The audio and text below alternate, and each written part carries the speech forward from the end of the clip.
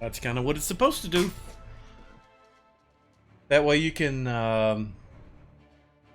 have the map up, kind of, and have your windows and everything else not cover up what you're trying to get to. Gives you a little more desktop space. I see that. It's cool.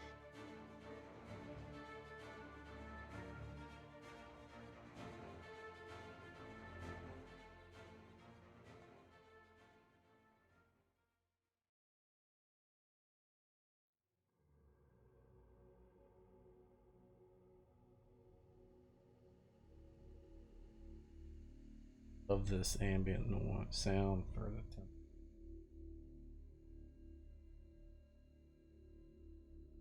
So I don't know what's happened to Mike. I haven't heard from him. He didn't make last game, and he didn't make this one.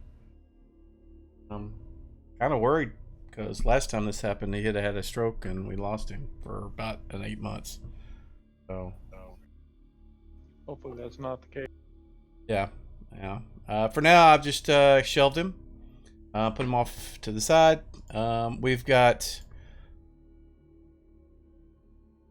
So I went ahead and dispersed the experience from the last game. So some of you guys probably have some experience to apply on your character sheets. Brian said he wasn't going to be here tonight. He had things he needed to do.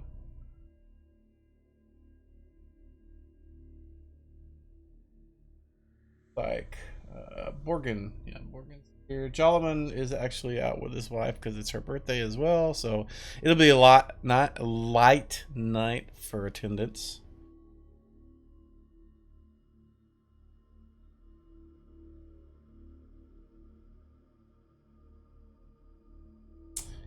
And I don't know what we're going to do with James if he is not going to be here. So we'll leave him as a corpse on the screen. Frankie, I don't know if he's actually here yet. He's muted, but he has decided. Okay. Frankie has decided to roll up a new character to replace Amund. So Amund will be replaced. I Is put this character already done? His character is. Yeah. He so means have you rolled up a new one? It's a spell filter. I don't know what that is, sorry. Yeah, me either. It'll be a first for me. It's basically a elven mage thief.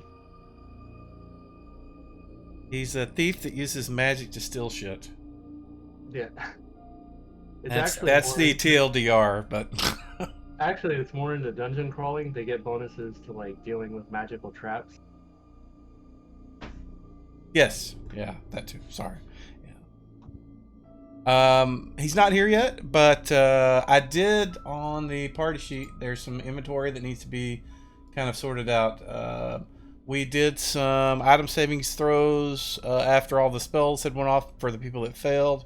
There was a couple of things lost. I think another bag of holding was lost.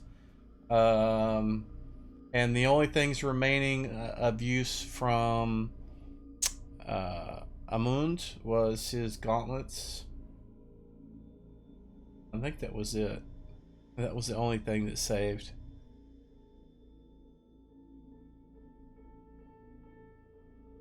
You guys will need to sort out what happens with that.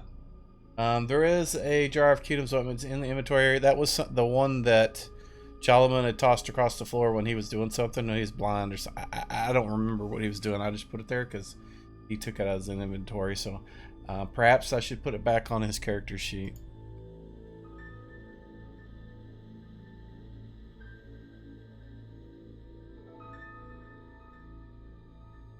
I wonder what happens if I...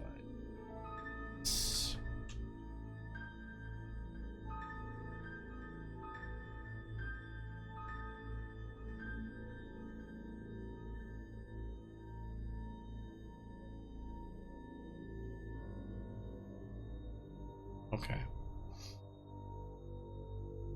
Yeah, there wasn't much money. I think you guys had looted the pockets of something else earlier, and that's what that was from. And just trying to catch up from where we left off.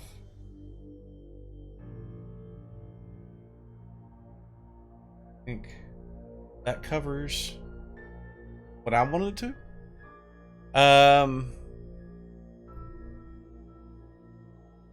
So one of the things that you guys notice, the day that you guys are resting, Killa and Gribbly kind of seem to be acquainted or get along really well. They speak, and when they do, it sounds. I mean, Borgin would recognize the language as Goblin, so would Grimlock.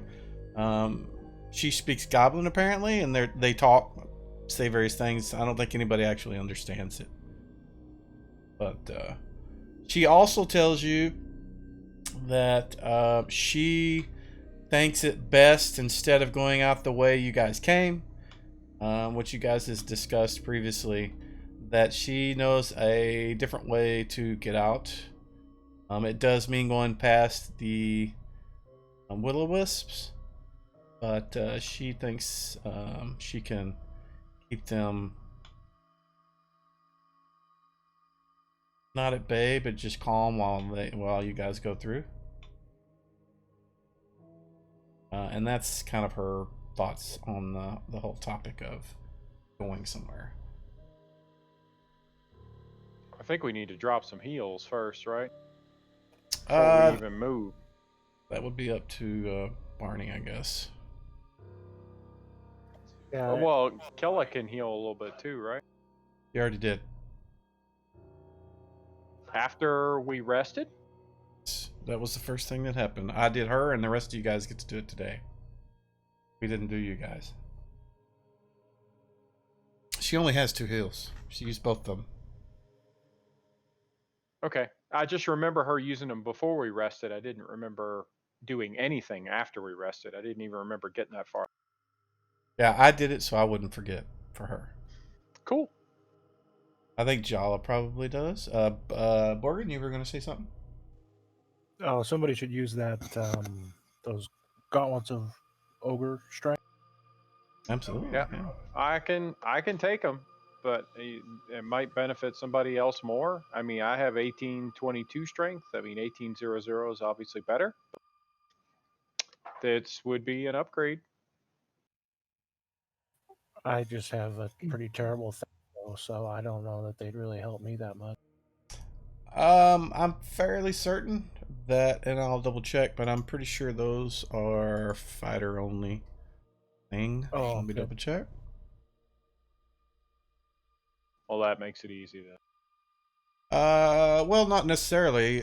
You have a fighter mage that has really shitty strength. I mean, there is another person that might, find them of use as well. Oh, Parafel, got it.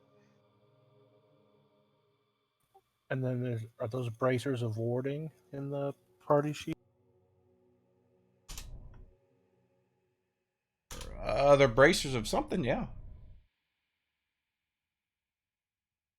And a shield +2 and a short sword +1, and then mostly just gemstone. Oh, Yeah, and I'm not entirely sure where the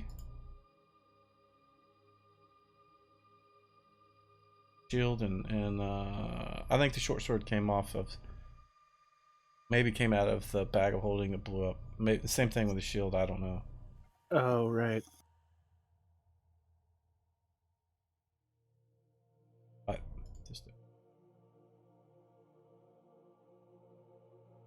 Well, if no one's going to use that stuff, somebody still needs to carry it. Is that correct? yes, I'll they take do. the gauntlets. And if Brian decides he wants them, he's not here today. But if he decides he wants them, then he can take them from me. I definitely don't want them to get lost.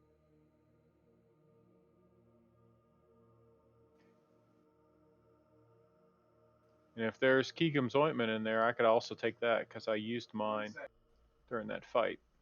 I put it back on Jolman. Oh, okay, gotcha. So should I have all of my spells back, Mike? Let me check because I don't remember if I did. Because I'm looking at it and it looks like I've got all my first levels there, but then the other ones aren't. don't match what I should Yeah, have. If I your was full. spells should be reset. The stuff that you had slots for. Okay, I'll need to The pop those. daily rest was triggered. So if you I think I probably, when I was doing the drop and the ad stuff that I shouldn't have been doing, I think I probably screwed it up last time.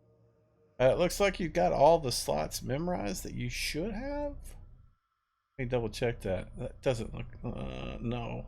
What do you do? Yeah, this is why I'm going to stop doing that conversion, because looking at your stuff that you have memorized versus what the thing at the top says, like it says you have Right. 1 second level spell in your spell 2 thing, but up top it says all 5 of them are memorized. So I don't know what happens when you do all that to get it at that state, but yeah, it's kind of, because if you try to memorize, it'll probably not work. I don't know. Yeah, those gauntlets are actually a pretty significant upgrade. I thought that was just a little upgrade. That's a big upgrade. That takes me from +1, +3 to +3, +6. Yeah, that's good. Yeah. Okay. I didn't realize 1800 strength made that big of a difference. Yeah, it's kind of a silly. Honestly, I think it's one of the sillier things. They should have just kept going up with flat abilities, because I mean, going from 18 to 18 double, going from 18 to 19 is a massive difference. It's the scale of it is just so, makes no sense to me. But Gotcha. I used that potion of polymorph self. Does it have more than one dose? No. Because it is still Del- on. Okay, it's no. still on my sheet. you need to delete it. I won't do Ooh. that. And when you use the charge, it's not going to delete it. You have to delete it out of your inventory. Done. Yeah, you're right, Mike. I tried to just bump one of my second levels up, and it said I had no more spell slots. So I Got goobered it. all these. One, two. You have 5 first. Second levels you have, huh? And then third levels you have 2. Fourth you have 1. You should be able to now. Second levels, give it a try. Right.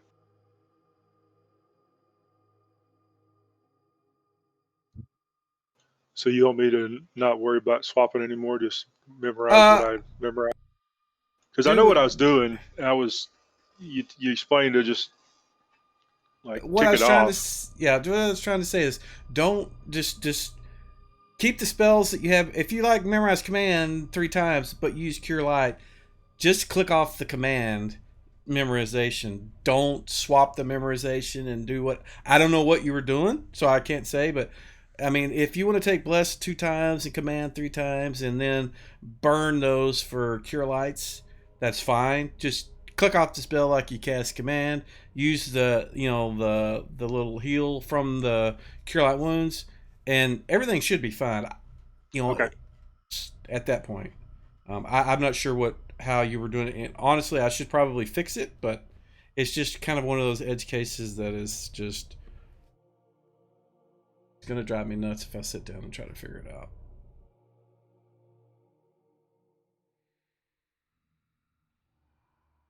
But are you able to memorize the spells you need? Yeah, it's letting me Okay. click them up now.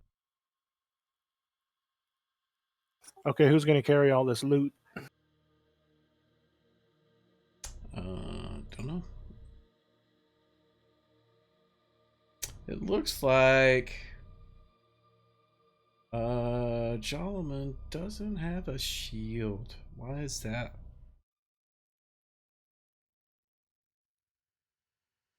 Rod of Resurrection is gone. I'm going to put the shield on him. I'm actually wondering if that was actually his. Somehow it got in there.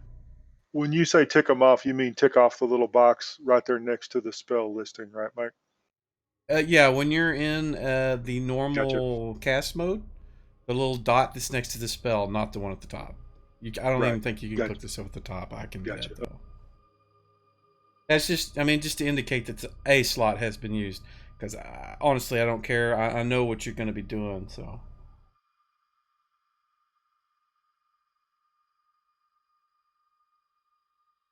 Hey, Lou, how's I it going? am clear. Wilson, or you just want me to take all this stuff off the thing since we don't have I, a bag of holding anymore? you do what you want. I'm not going to tell you what to do. Well, normally I think Brian would do it, but he's not here. So if you're not wanting to take the stuff and put it on his character, then I can just take it. It's your call. Can we No, identify those bracers?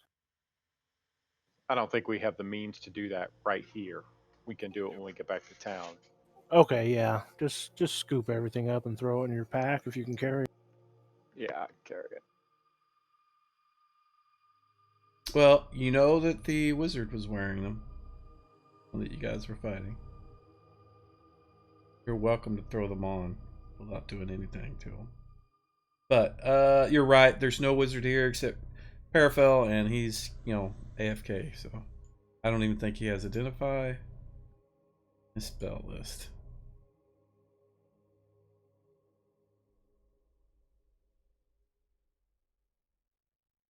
The mummified hand is that necklace, right? Hmm?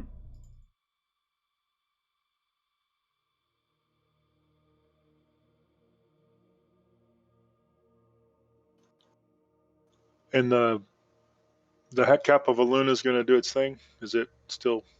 I'm still Yeah. got it. So Yeah, as long as you have it on. Let me look at. If you look at your effects in the combat tracker, it should tell you what kind of effects you have, and one of them will be the heal X2. oh yeah, there it is. Cool. And if you take the hat off, that'll go away. You put it on, it'll come back. So you'll need to keep that in mind whenever you drink potions, because it doesn't discriminate between potions and casting. So you know. Ah. Yeah, I'll try to remember that. I don't think I have any potions, but Yeah, just I mean, even like the Acutum's ointment will do that too. Any object that heals. I mean, if you use a staff of healing, it would do the same thing. So it just knows it's a heal thing. Doesn't know that it's not a spell that you're casting. okay. So I need to throw heals on people before we trundle out of here, right? That's up to you. But yeah, I'm looking at Jolliman too to see if he's got stuff. He has got 3 cure lights as well. For moderates. So, do you want me to use his spells first, or do you want to use yours, or do you want to save his? Because I expect he either will be here late, or not. I don't know what's gonna happen as far as this evening, but he said it would be late if he showed up. No, I can do mine. I'll start with mine since I got the double heal. Maybe I can get everybody topped off pretty good here. Okay. Do you think? Wilson, how do I get it to resort inventory by bag? I thought it normally did that automatically. You probably clicked on something and didn't tab to another section. It's very specific. It won't assume you're done until you change it. I've changed them all now. I just wanted to actually put all the backpack stuff together and all the belt pouch stuff together. When I click on location, it won't sort them or anything. Normally, it just does it automatically. And I tried closing my character window, So reopening it. I don't know, man, because it looks sorted on my end. Huh. How about Do that? you have a cursor in? When you were doing that, how were you sorting it? Were you typing in the name of it? Yeah, I would start typing it in, and then it would autofill it. Yeah, why don't you drag and drop it? I didn't know you could do that. That's why. The little triple dots is what that's for. Try to do that. Just drop something back in where it's at and see if it'll sort it. Triple dots, huh? On the far right of the object. To the right of the black dot. Okay, I just did it with the bracers. It didn't move it or anything. It still says backpack. Yeah, I mean, if you just dropped it on your backpack, that's what it should do. I was just wondering if it was going to sort. It should have sorted your inventory if it worked. I mean, to me, I'm looking There at it your goes. inventory. And Now it's ordered it my for whatever suspicion, reason. what happens is if you type in stuff and you leave your cursor hanging on the end of it, you don't like tab to something else, it doesn't do anything until you get out of that text box. But the drag and drop won't do that. You can drag and drop and it'll sort instantly. But if you're typing it in, you need to, when you get done, you got to tab or hit enter or something so that it knows you're done. Because otherwise, it's like, oh, I don't know what you want. And there's other areas that it's like that too. It's annoying.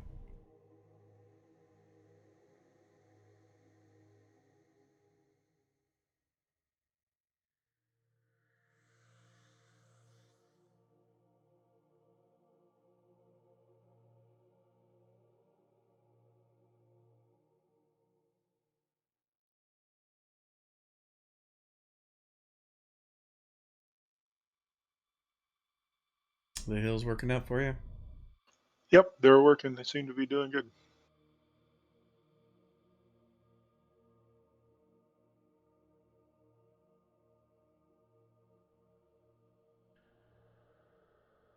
So, And I'm assuming I can't heal Jareth Silverhand because he has fallen as if dead. he has fallen as if dead. He's dead.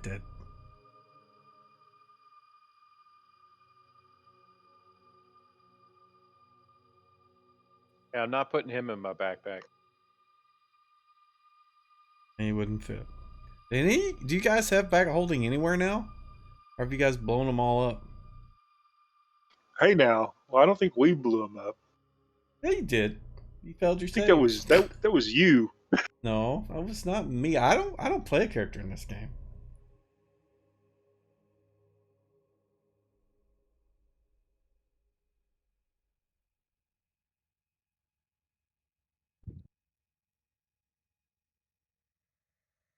They're all gone now. I think you guys have destroyed 3 of them. Lifespan. That's just sad. Still connecting, is he actually here? Yeah, I'm here. I just didn't want to interrupt. I'm having fantasy ground issues. Well, I was. Now it's just downloading a million files. So I'll be with you guys probably sometime in the next hour or so. Gotcha.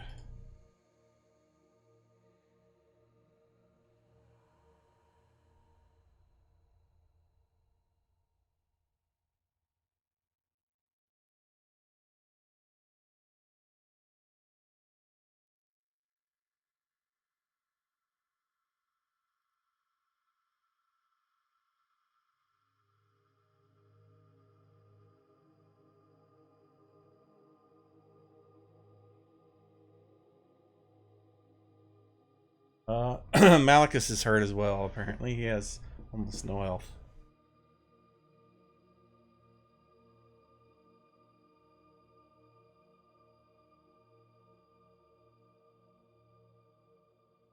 Oh well, look at that. What else you need to take care of?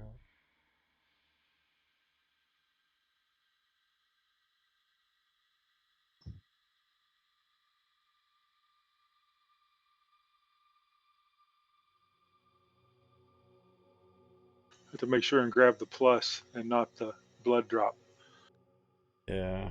It wouldn't do nearly as much if you did, so but still it would not. Yeah, but the way everybody was, I'd probably I'd killed them all. Yeah. You definitely could have killed them all if you had wanted to. The cleric's gone insane. Alright.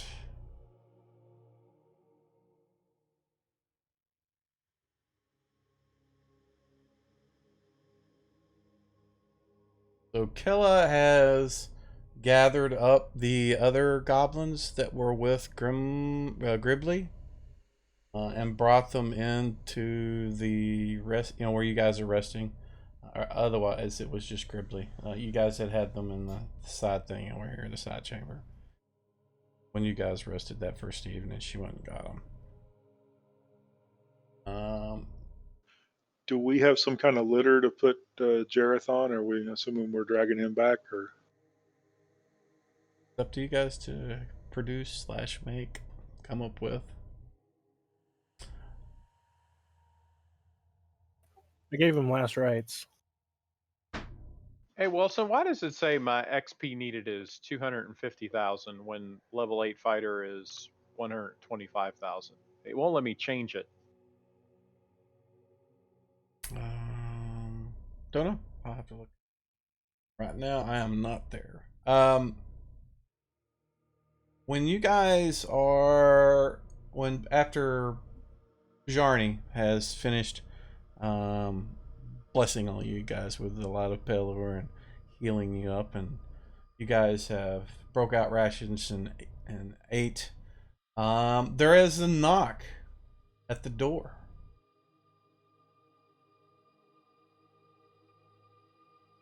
A light knock. Sounds like a small hand. Somebody that's really gentle. I will rush up top and go look down and address them from up above. You see one gnome down below.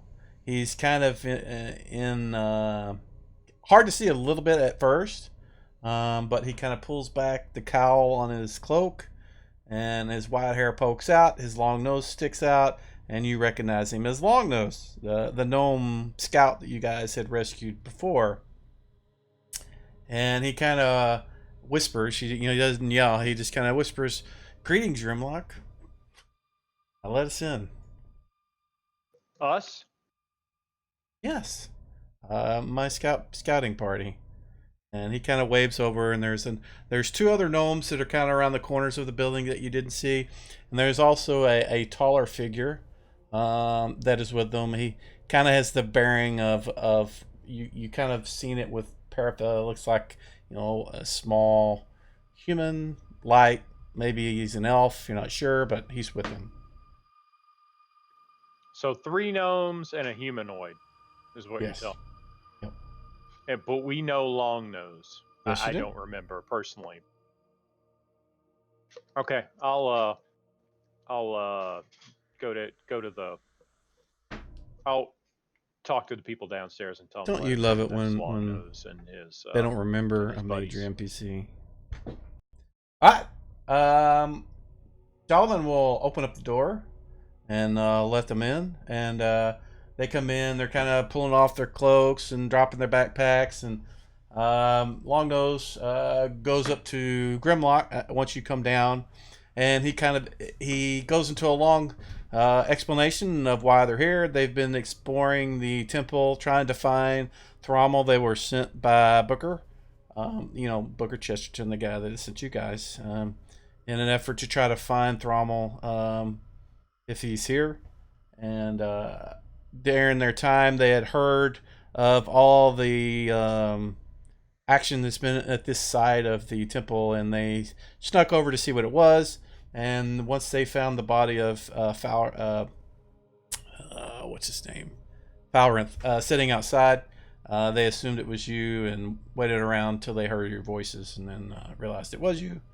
So that's why they're here. And they know who Kella is. Apparently, they've knew her, and you guys didn't. They're surprised to see her, but she kind of goes into a long explanation of, she, how she came in and helped you guys with Valorant. And they discuss same thing. Longnose says that he came in the way that Kella wants to lead them out.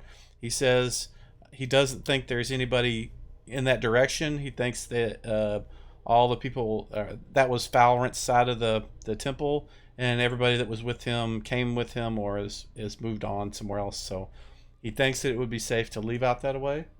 At this point, though, you do see that there is there's the 3 gnomes. There's Longnose and his 2 buddies, his 2 cousins. They all kind of look the same. And then the elf guy, and that is actually Frankie's new guy. So if you want to Tell them who you are. I mean, you don't have to go into a long backstory or anything like that, but if you want to talk to them, you're welcome to now. Yeah, I'll go stand in the corner. With my hood on. I don't know any of these guys. No, but So, you know of them. They are oh, very well spoken of in all circles. Be they right now you're with gnomes. You are with them.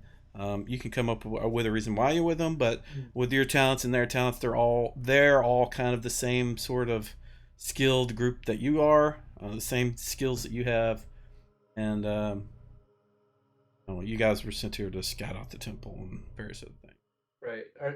So there's dead bodies like around here. I take it. Not in the tower. Well, yes, there are party members that look like they're wrapped up. They're not just like Right. the ones that are out in front were definitely just laying around. Look like they had Okay. been rummaged through. Well, I'll introduce myself then. I am Corathene. Nice to meet you all. I wish the circumstances were better. It looks like you've all kind of run into some issues here. Yes, this is a dangerous place. Yes, it is. If you just run around making noise all day long, I imagine it could be. So what brings you here? These guys, I'll point over at the gnomes.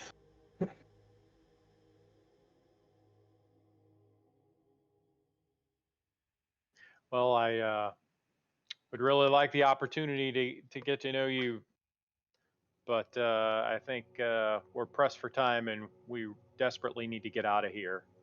Kella has a pretty good idea of the way we need to go, and so we'll be packing up and taking off in short order.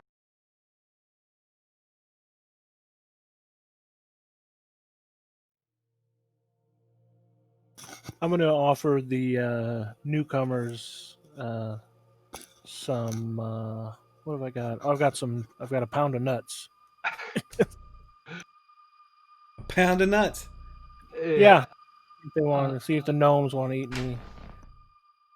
Actually, Longnose is pretty fond of them. He grabs a big handful and starts cracking them open and eating them, and seems kind of interested in your holy symbol looks different. He hasn't seen it before. He's like, he kind of recognizes that it is some kind of symbol, and he's like, I've never seen that before. Who is that? Who does that represent? Yeah, I'll go ahead and explain to him I'm a cleric. My deity is Anubis. Ubis, god of death. Yes, I guide the departed spirits from this world to the next. Looks like you have your work cut out for you then. Yeah, this has been pretty brutal. We lost a couple of our compatriots. Well, that is sad to hear. Have you guys found any evidence that Thrommel actually was here in your investigations here?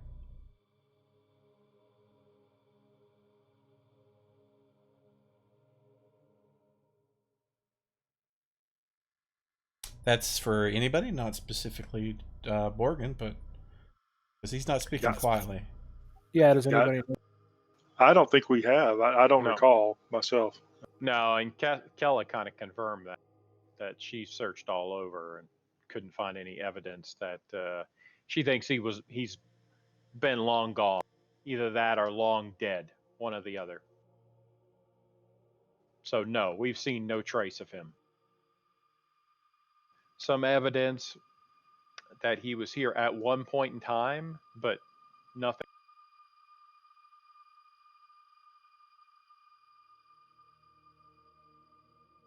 Well, that's a shame. We need to try to find him. The sooner the better, because I suspect, as Kella does, that if we don't find him soon, if he's not already dead, he will be soon. You've pretty much hit the temple as hard as they can take without being completely taken out. So if you guys need to travel to town, we can show you the way out. I think it might be better if we could continue searching, and our little group will. And but he points at um, I can't remember. Ready? Starts with the C. Second. 1 second. Oh, I see I got healed. Excellent.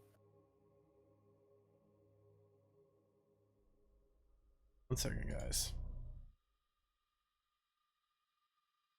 That's why he's not there. It says, you guys can take 14 with you. And he can show you guys the way out. The rest of us are going to stay. We're going to keep exploring and see if we can't find him.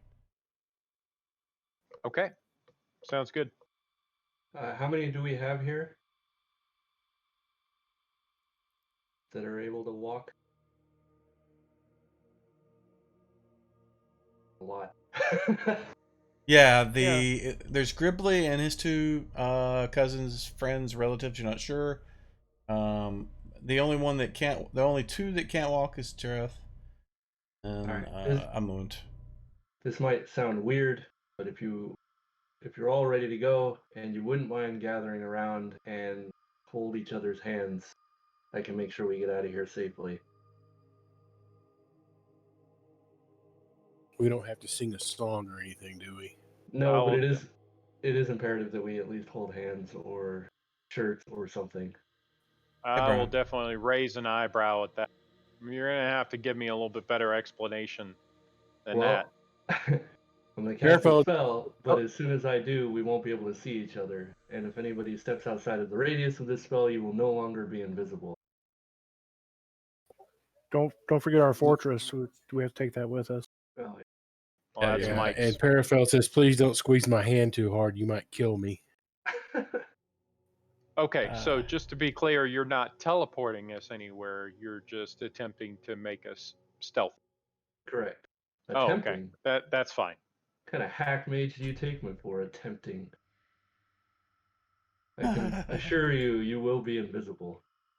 Well, as a dwarf, I've had mixed results with magic working on me, so I can assure you this is going to be quite successful.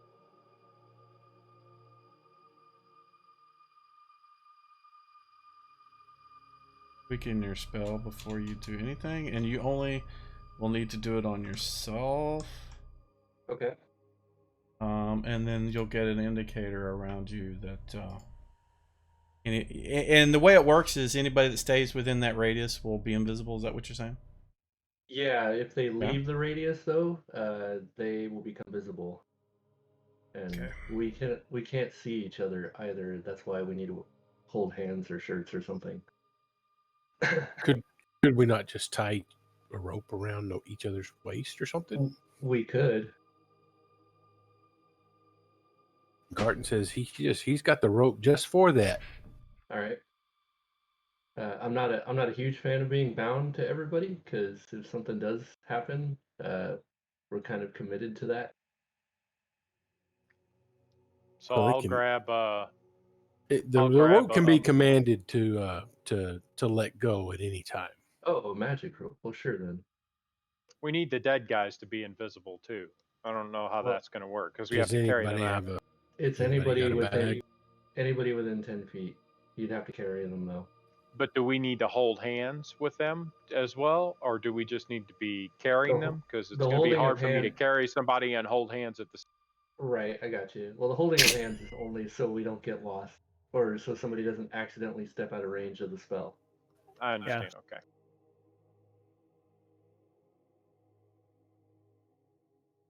All right, so whenever you guys are ready, if we can do this rope thing or what have you, let me know, and I will. Sure. I will cast this spell. Rope it up. Garten will pull out the rope of climbing, and he'll bind one end to him and have it go around to each person. They don't We should- necessarily have to be tied up, but they can hold on to it. It can be knotted so they can hold a knot in each hand. We should get out of this fortress and take it down first, right? Probably a good idea, yes. Well, the person who owns the fortress is not here. And I imagine that if in the event he is not playing with us anymore, the fortress will stay with his character. That won't be something we'll pick up because it was kind of an item that his character started with, a unique item. I don't think that's transferable as well. No, it's not. It's one you guys found. Oh, did we find that? Oh, Yes. okay, my bad. Yeah. It totally would have been what you had said. But yeah, this is something you guys found, so it will go with the group. And I'm just, for right now, we're just kind of hand waving and say, whenever you want to use it, you'll say that. And if he doesn't, if he's not able to come back and join us, we'll sort out who gets it at that point. Okay, got it. Well, it's going to be a tight fit. There's a lot of us, so I'll do my best to position in the center here. And then I'm going to go ahead and cast this spell. I mean, it pretty much lasts all day.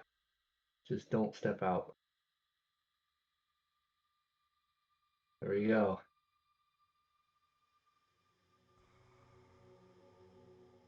You like Yeah, that we'll have to aura, move. man? How do you like We'll have to move. To move down the hallway, tight group together.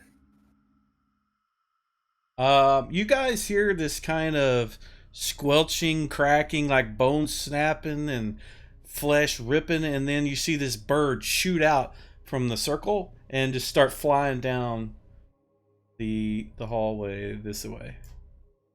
Shit.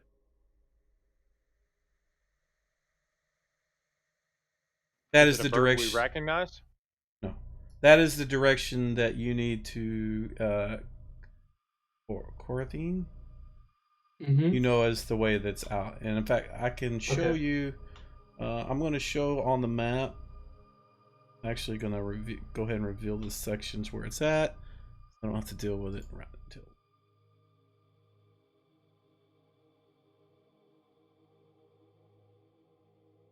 There. And in that room is a secret passage trapdoor. Opens up and goes down a long hallway.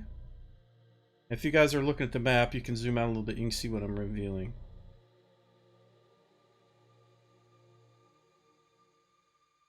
Gotcha. This is.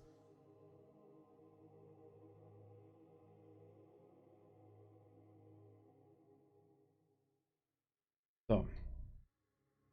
That's the direction to get out the back door is what they call it. All right, then I will lead everybody in that direction, keeping them close together. Hopefully. Alrighty, so what we can do, if all you guys are going to stay together, we can just have Karathine move. Alright. And just assume everybody's with him. So how are we figuring the dead people are going to be carried? I mean, I can carry one. I don't know who's going to carry the other one. Anybody got a bag of holding? No, we were talking about that earlier. I think they've all been blown up. Oh. Yep, we've blown up 3 of them.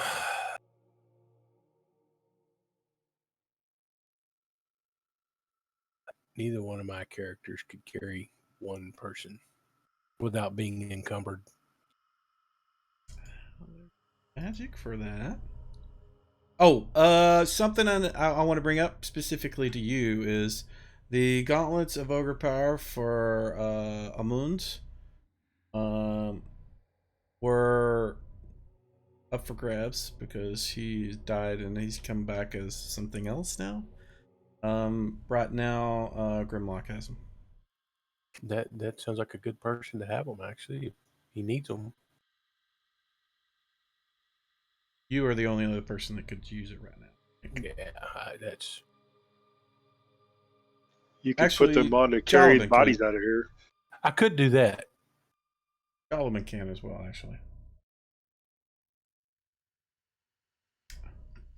All right, are we ready to kick rocks? You guys figure out how you want to carry the departed out of here?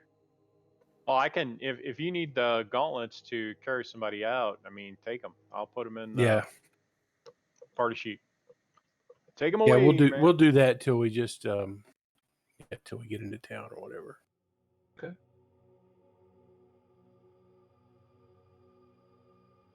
So you Well, I guys are hearing way off to the west, and it's kind of hard to hear unless you just stand completely still and aren't moving around. I mean, the elves can pick it up a little easier. But you hear a song being sung by some female. trust That's that. never good. That is never No. good. All right, we should get going then. And how do you want me to do this, Mike? You want me to just move? You can just move your token, yeah. Oh, okay. All right. Well, let's see where the hell is this? Way over there. I guess we got to go through the room of horrors over here. Yeah. So when you get up to here, the singing is certainly louder, and standing in the middle of the room is Kella. And she seems to be, she's got one of her hands held out, and one of those wispy things are kind of, right at the extent of her hand, and she's singing, and she seems to be like caressing it or something, but they seem to be all kind of, swirling around and kind of bobbing and weaving around her, and don't seem to be aware of you guys in the area. All right. Well, you go, Good. girl. I'm gonna keep. Yeah, moving. awesome. Keep them calm. Stay the hell away from those. So as soon as you get out, she saw, the song starts winding down, and then you kind of hear the same kind of squelching, bone cracking noises, and then that bird zips past you guys and ends up in front of you and is waiting on that trapdoor that you're heading towards. 1 second, please. Okay.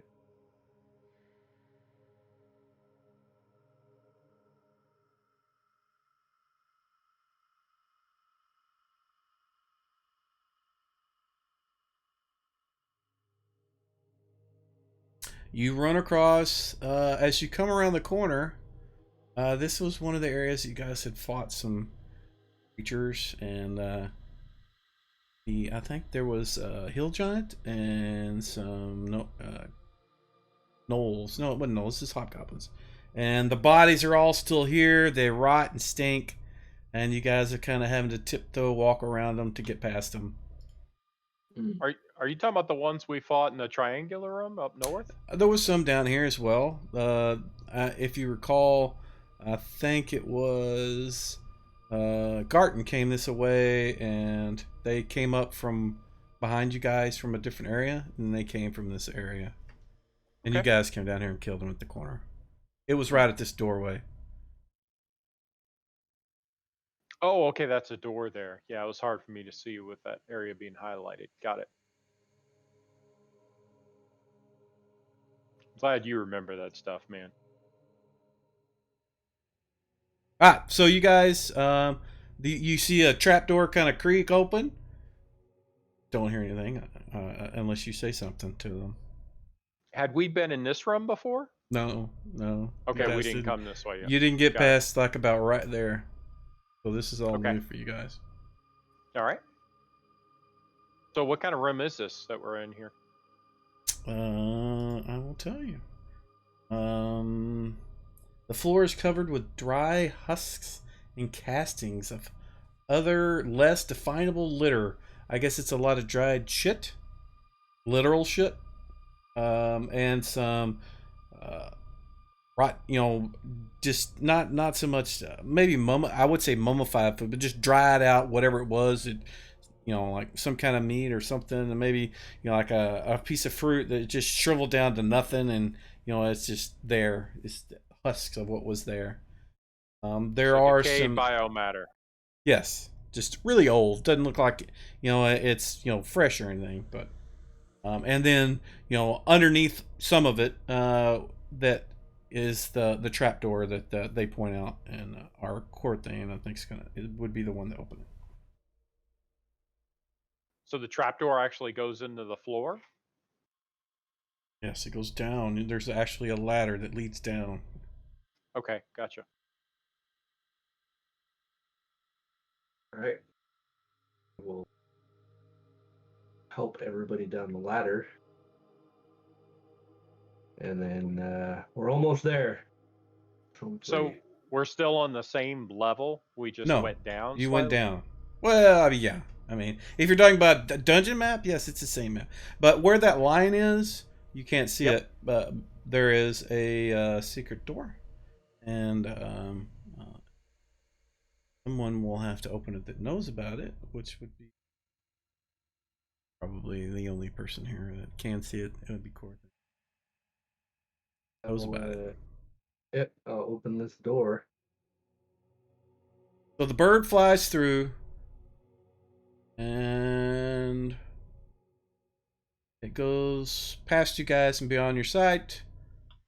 You kind of hear it whistle every now and then. Just I don't. You assume it's trying to give you directions. As soon as you walk into the room, all along the walls in this area, like all along this wall, all the way up to as far as you can see, and along this wall right here, there's a tray that runs about eye level height, all on both sides. And as soon as you walk into the room, they all just woof, and they light up, and a trail of light all the way down it. So the whole area is lit up. And you come around this corner right here, you can see there's a door here, and this door right here is kind of cracked open, and you can kind of see some flickering red lights inside. Yeah, we don't have time for that. We got dead to go bury. Yeah. We're not in a position to go seeking new adventures. I do like the lights, though. I need to get some of those from iPad. All right, and that is that ladder indicates these stairs up, or the tunnel up, that you follow. It goes for an extended period of time. I mean, it takes you a good 30 minutes to an hour to just traverse the back. It's going back and forth, and it keeps going up steadily, and eventually you come out. And you are outside. It is pitch black. It's kind of a cool night, and you are behind the temple in the northeast. You remember where there's a tower out in that direction, outside the temple? It's about 100 yards northeast of that, in a whole like a grove of trees and brush. Oh, so it's completely outside the complex. Okay, so do we see any activity over at the tower? Particularly looking for people that may have noticed us? I know you said we were they wouldn't be able to see it. No, I mean, just to be able to see beyond that grove, you have to get outside of the trees to be able to see beyond, because they're just so thick there. But when you look off towards the tower, you can see those arrow slits. Every now and then you'll see like a flicker of light. Something's inside, with a light source. You're not sure what, because you're too far, but you can see some light coming from the tower inside. Okay.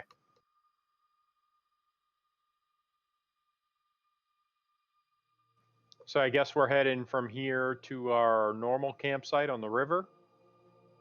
Is that correct? We didn't really talk about what we were going to do when we actually got out. Yeah, I don't know. As soon as we get topside, I'll kill the spell. As soon as you do, you guys notice that when you came out of the circle of invisibility, that the three goblins that you guys came up with, Gribbly and his other two buddies, their skin color has kind of changed.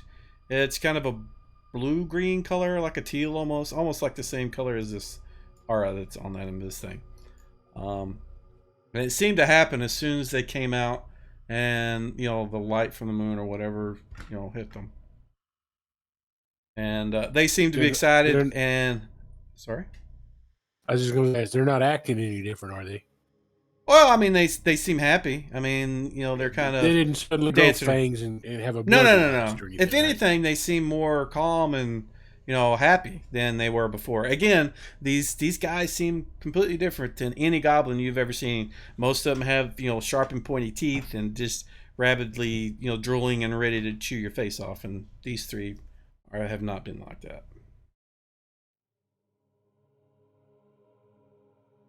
Okay, well, I imagine we're not going to start the hike to town in the middle of the night because you said it's nighttime, right? Yep. So we need to find a place to make camp, and I think the best place to do that is our spot we've been using by the river. Seems to be a pretty safe spot. So Sure. how far are we from that? It's probably another 30 minutes hike from where you guys are at. Okay, so we'll head there. Okay, 1 second. Making, trying our best to stay out of sight of that tower. If it means we have to go slightly out of our way to stay out of line of sight of that tower, I'm perfectly happy.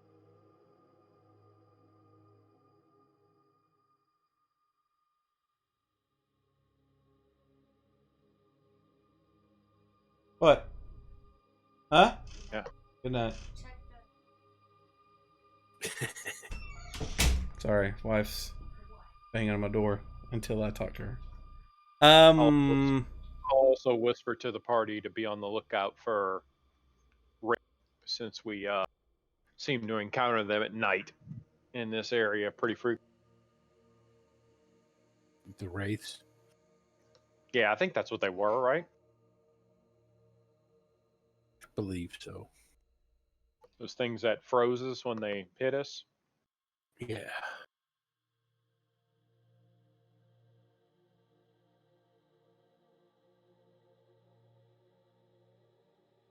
All right. So, sorry, I was a little distracted trying to catch up on what I was doing. You guys were making your way to your normal campsite. You guys didn't run into anything. The further you guys have gotten from the temple and the more you've been outside, the little goblins are kind of skipping and jumping, and Kella keeps shushing them and telling them to be quiet. But you guys end up making it to your campsite. And Gribbly says, he comes up to Grimlock. He bows, like a goofy goblin would, and says, "Thank you so much for bringing us." I mean, he bows to Grimlock, but he thanks all of you guys. It's not just to him; he's thanking you guys. And he says, "We need to go back home, and check on our families. If there's anything you ever need from us, we are near Medicine Mound to the northwest of Holland. But." He tells you, well, how would he say this?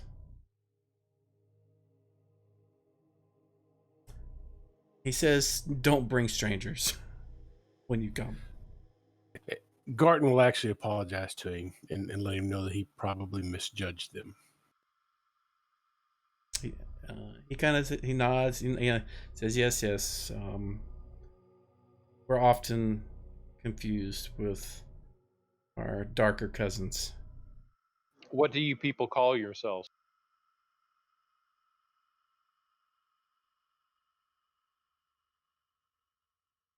I think the translation would be moon goblins, maybe?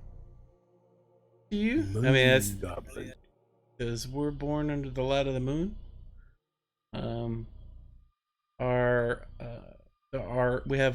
We have two other brethren, the ones the ones that are born outside of light, under the ground in dungeons and caves, and those are the ones that you mostly hear from. But there's also sun goblins, but we haven't seen any of those for many generations.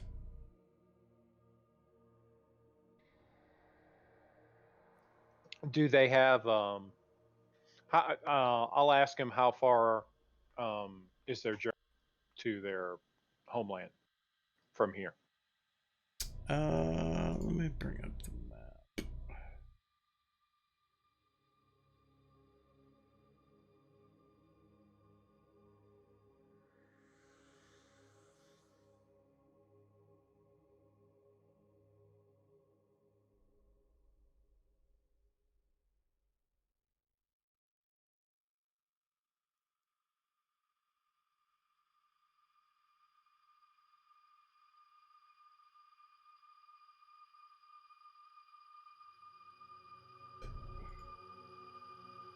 Sorry, I've got like multiple maps of this, and I'm trying to find the right.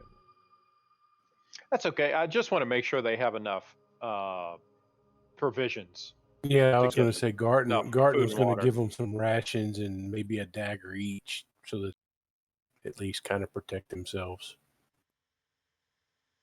and have food. They will certainly take the extra weapons, and they say it's just a day. You know, it's just a day and a half away for them.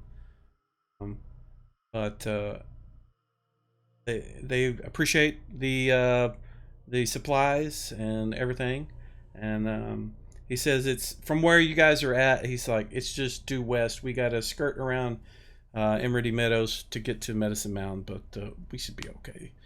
We're pretty good at hiding when we want to. Okay. Well, you're welcome to stay with us here through the night. We'll probably cut out first in the morning, but if you feel like it would be safer for you to journey at night, then I bid you farewell. I hope He this definitely isn't the last prefers. time. Go ahead. Sorry. They want to get started as soon as they can because they've been away from their families for to them he says months. He doesn't know how long, and because he's been in a prison in the temple, so they just want to make sure that their families are okay. The sooner he can get there, the better. Okay.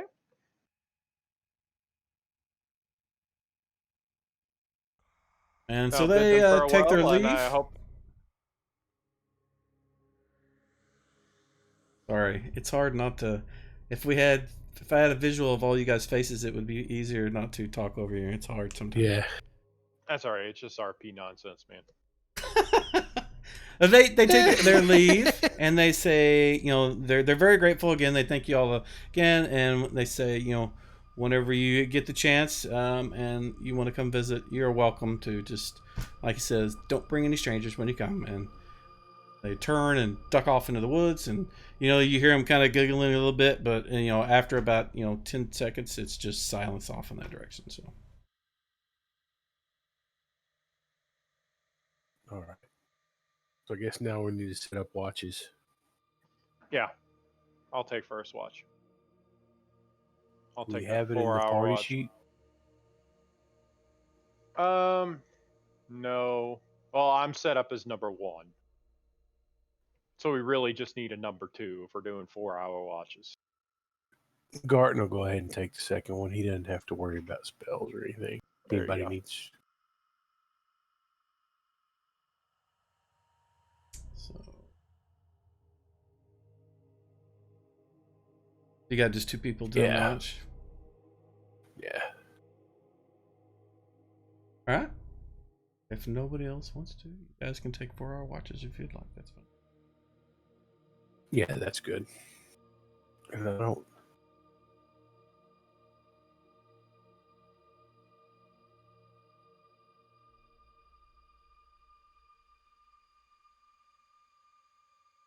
So the night passes without incident.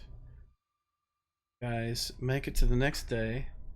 It was pretty late anyway, so you guys only had about 6 hours of darkness before morning came about, and just had a couple of hours of sleep in the morning dew. You wake up. It is like a nice day, no rain.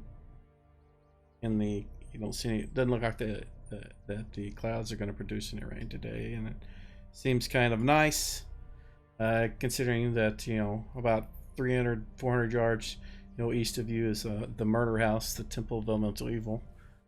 Strange, but. And you guys also notice that Kella is not with you guys. What?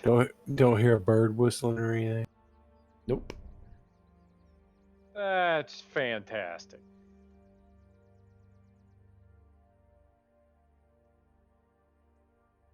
Well, I hope she went back to the big dr- in town.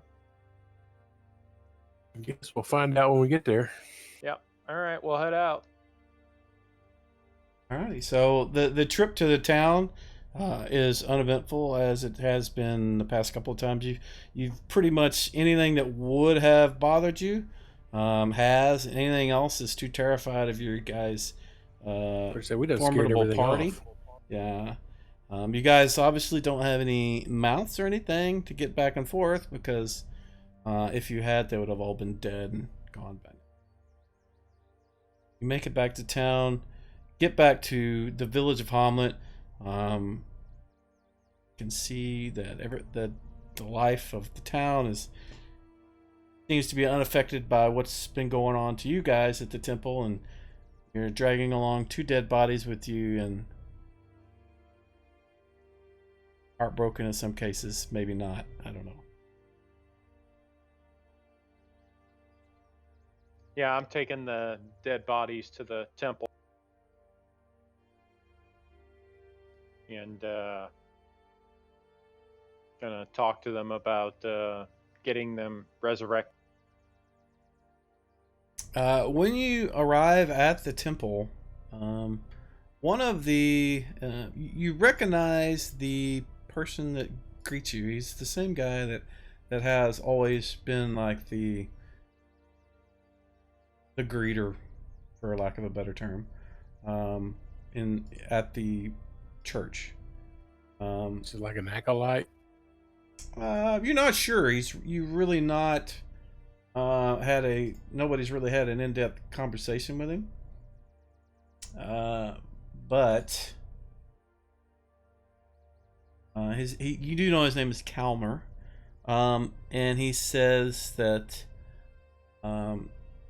he seems to be kind of distracted, with the conversation, and after a few moments, he says, "Your day is back.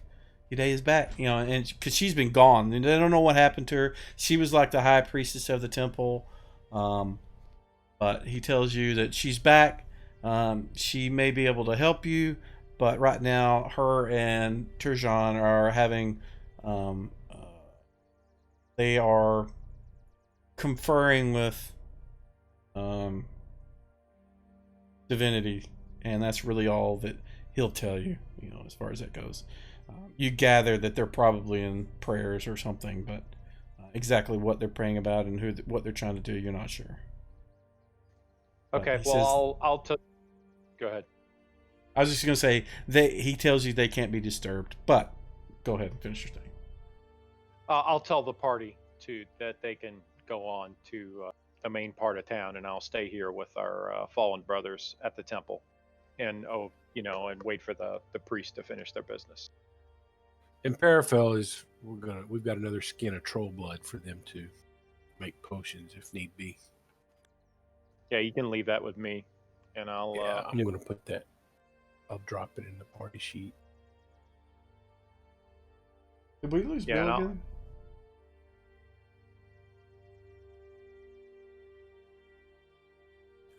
Do we have something we can make a contribution to the temple?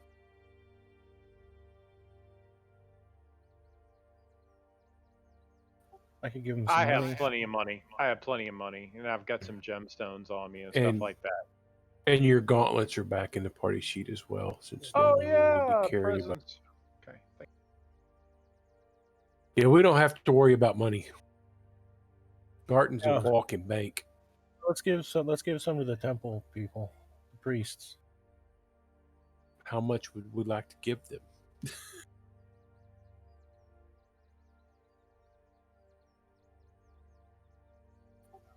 I really don't know how much stuff costs. I will take care of them. Trust me. I will take care of them. I have a good relationship with the people here at the temple. They've helped me before. I will make sure they're compensated for their efforts. Excellent. Bill, you having connectivity issues tonight? Yeah, I'm having some problems, but I think I'm finally in. Okay. So I think what is you guys have all made it back to town. The inn greets the innkeeper Ostler welcomes you. His wife, he immediately kind of waves his hand at her and tells her to get an early lunch going. Celebrations that you guys have returned alive. And they get a table set up for you guys. The townspeople, they kind of spread out and get to the satellite tables, and they're all kind of like, yeah, waving at you and saying, someone will greet you, someone that you spoke to. And Booker Chesterton and his group are not down in the lower levels right now, so you guys have the whole thing to yourself.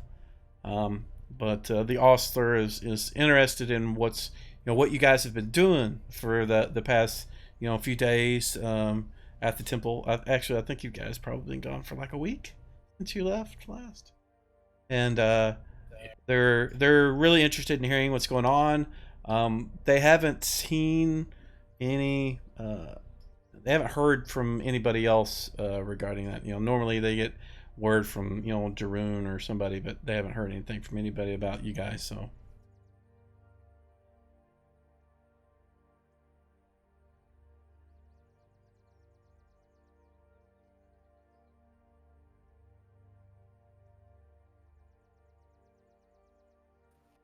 We'll tell them we've lost a couple of our fellow party members. We're ready to drink some ale. The Ostler, he kind of he nods his head solemnly, and he walks behind the bar and pulls out enough mugs for everybody, and he says, "We'll drink the old grey to for in their honor." And he gets a mug for everybody, brings them to the table, and he kind of looks to you to indicate when if you're gonna make a speech or say something, and before he takes a drink with you guys. Yeah, I'll say some traditional words of remembrance. I'm not going to go on very long, though. Okay. As soon as you're done, Over the lips. He kind of says here, here, and takes a drink, and everybody in the whole tavern kind of says that. You guys can drink, and then he leaves you alone to yourselves so that he can round up get lunch going and stuff for you guys.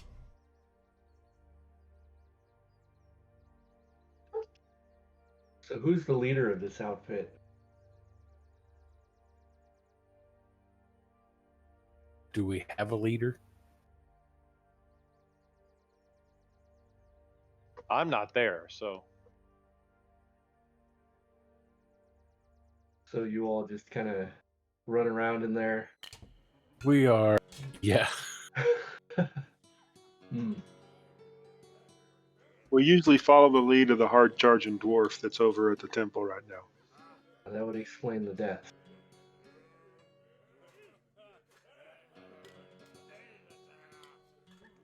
To be fair, we cause a lot more death than we receive.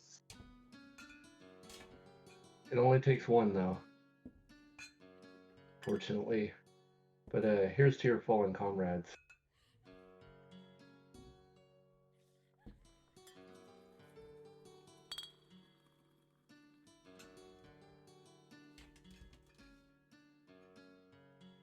What was the name of the individual that they're searching for? Thrommel. Thrommel? So Thrommel, okay. you would definitely know who that is too, because you were sent with Longnose and his clan to try to find them. Right.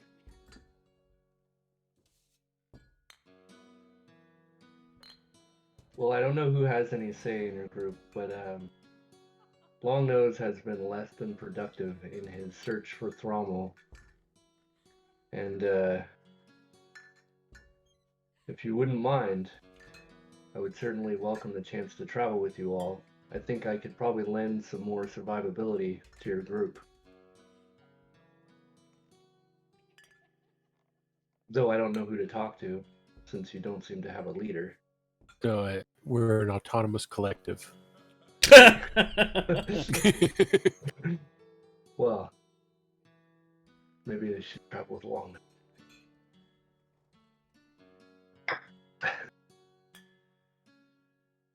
So, you guys are back in town. You can, those of you that need to work on your, training, if you've received experience, you can apply that and see if you've got enough to level up. And I need to look at Grimlock real quick.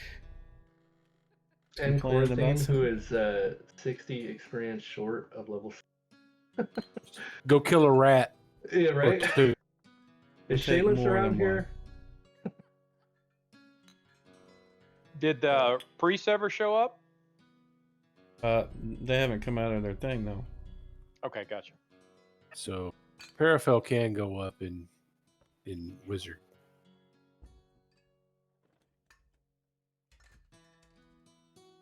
Okay. Yeah, I've got at least one magic item that needs to be identified too, sitting in my inventory. Plus, we've got that the mummified hand necklace thing. I don't know if we want to identify that.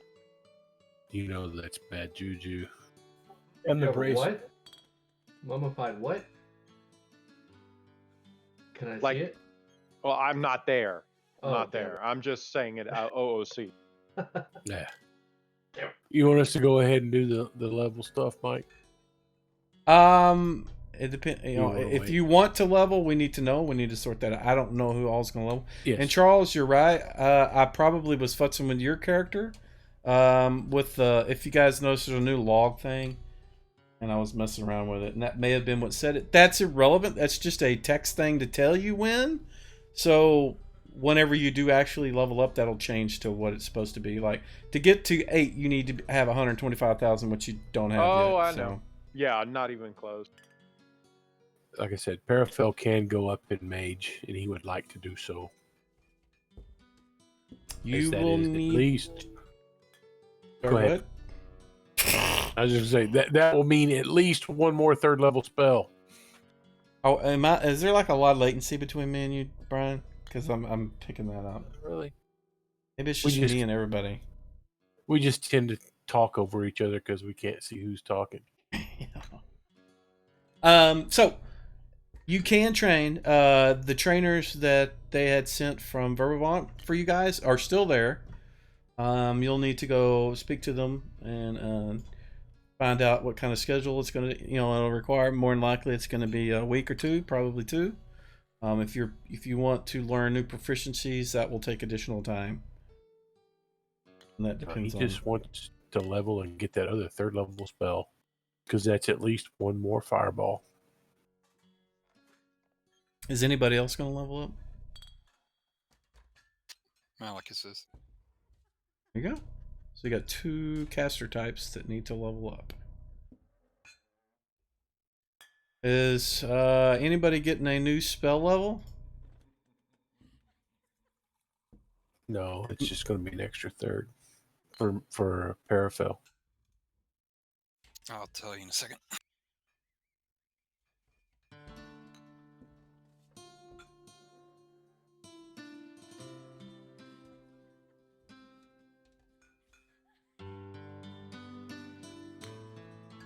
Yep, I just picked up 4th. Okay, so you will need to pick a new 4th level spell. You're not a specialist anymore, are you? But yeah, you can. I am a Yeah, you can pick it out of whatever you want. Since you get a new spell level, you get to pick one that is basically you've been working on. Okay, this singer needs to shut the hell up. I just started enjoying it. Gotcha. You want to hear that?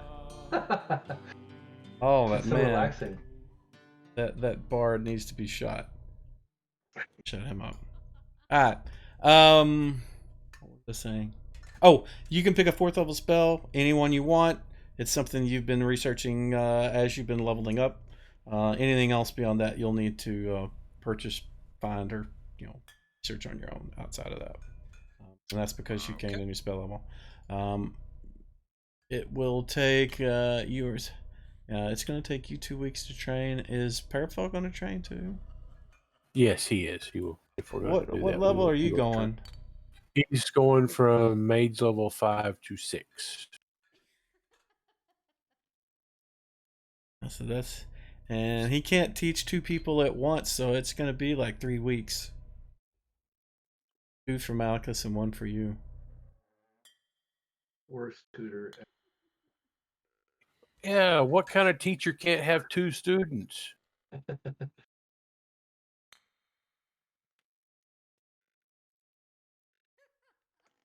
So you guys are spending your time training. The rest of you, Grimlock, they don't come back that day. I mean, it's just like an all day sort of prayer / self.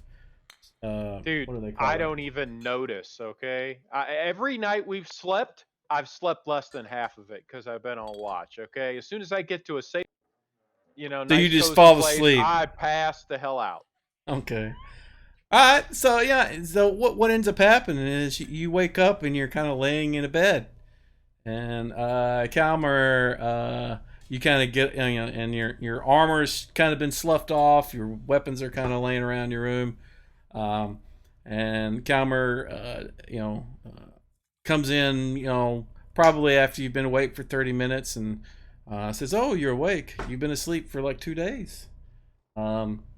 And he brings you like a mug of meat and some bread and some sausage and cheese, and tells you to that Yaday and Turjan are finished with their devotions, and they will they can meet with you if you are able to now. Oh yeah, absolutely.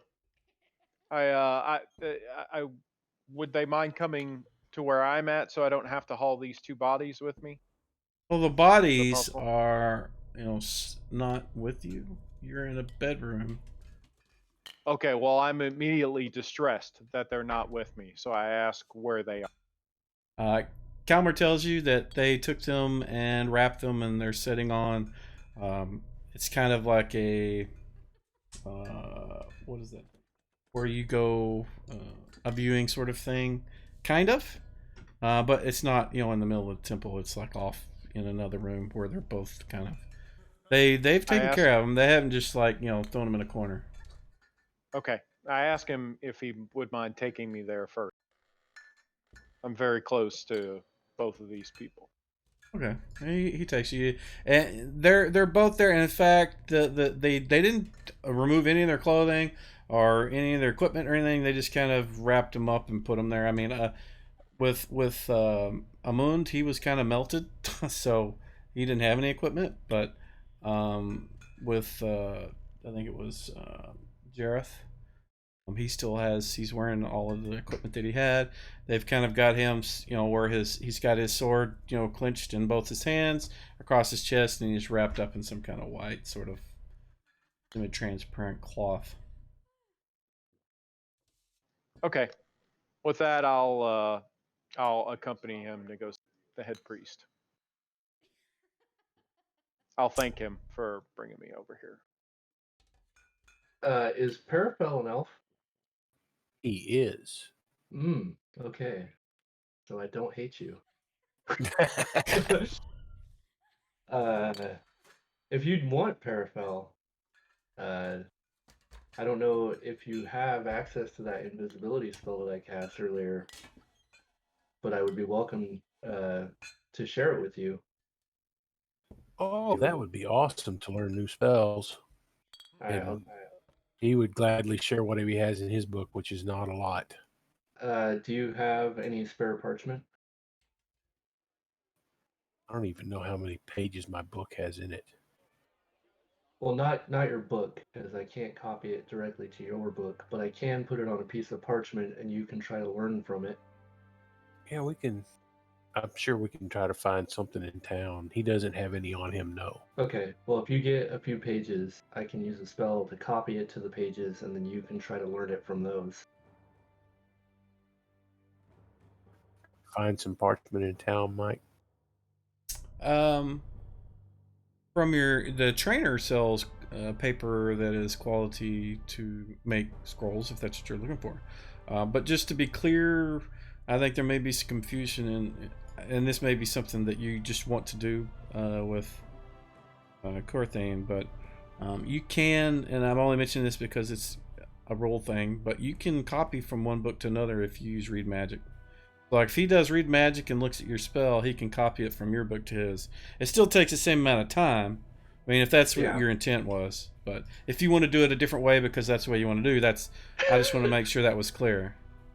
Yeah, but he would have to have Read Magic. Oh, he probably does have Read Magic, huh? Yeah, because every wizard has Read Magic. That's like you get Read Magic, Detect Magic for free. That's what when you start becoming a wizard. Those are the first two things they teach you.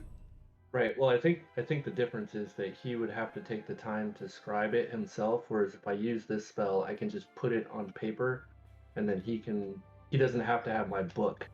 He can just at his leisure copy it into his book. Yeah. It's still going to take him the same amount of time. It's just going to cost to make an actual scroll costs money.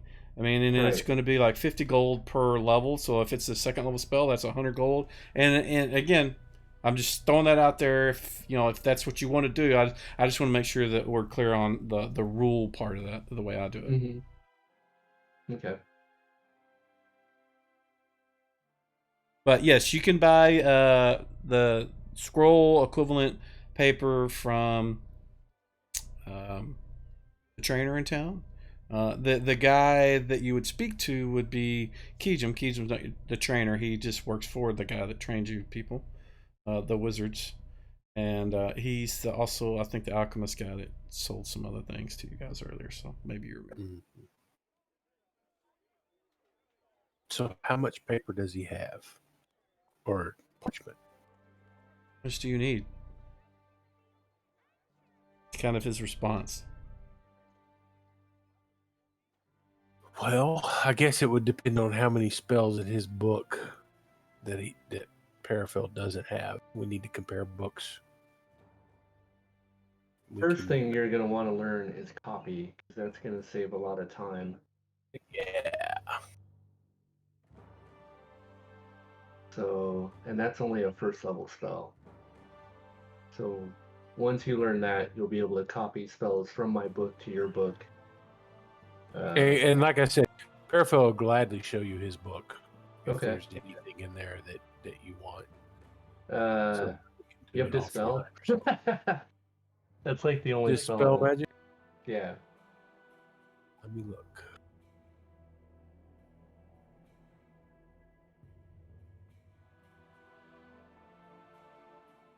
No, he does not. Damn, that's one I really need for my class. Yeah. That's okay.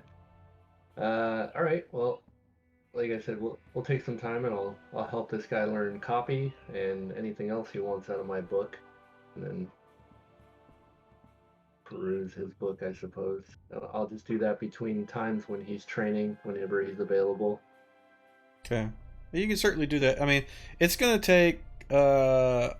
Malachus is the one that's taken 2 weeks, so you basically got 2 weeks of free time to do whatever you guys need to do with spells. As far as scribing back and forth, keep in mind that if you're going to put them on paper and then put them in your book, it's going to be 50 gold for ink and paper per spell level.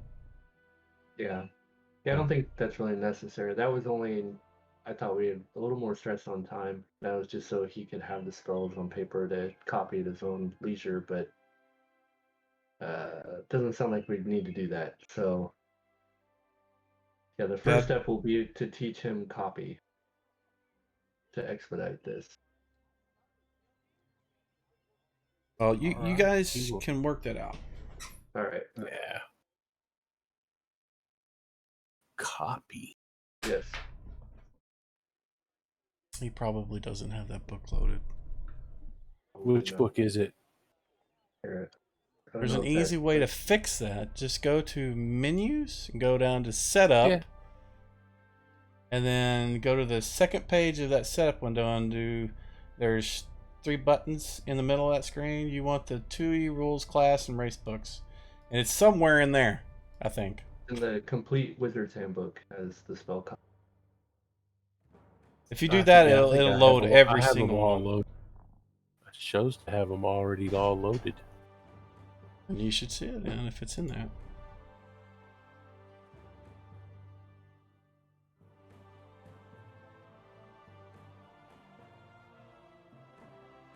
Yeah, it's in the complete Wizard's Handbook. Okay. Hello. That's all I needed.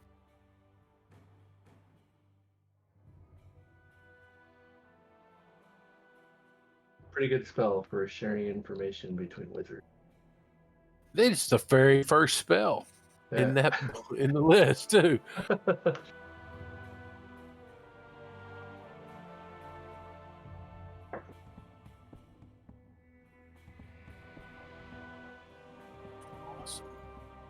So while you guys are in town, is there anything that you need to stock up on supplies or anything like that? You do. As far as general equipment, the trading post has pretty much everything that you would need. It's going to be to you guys. It'll be at cost. Anything above that is taken care of by the town itself because you guys are helping them.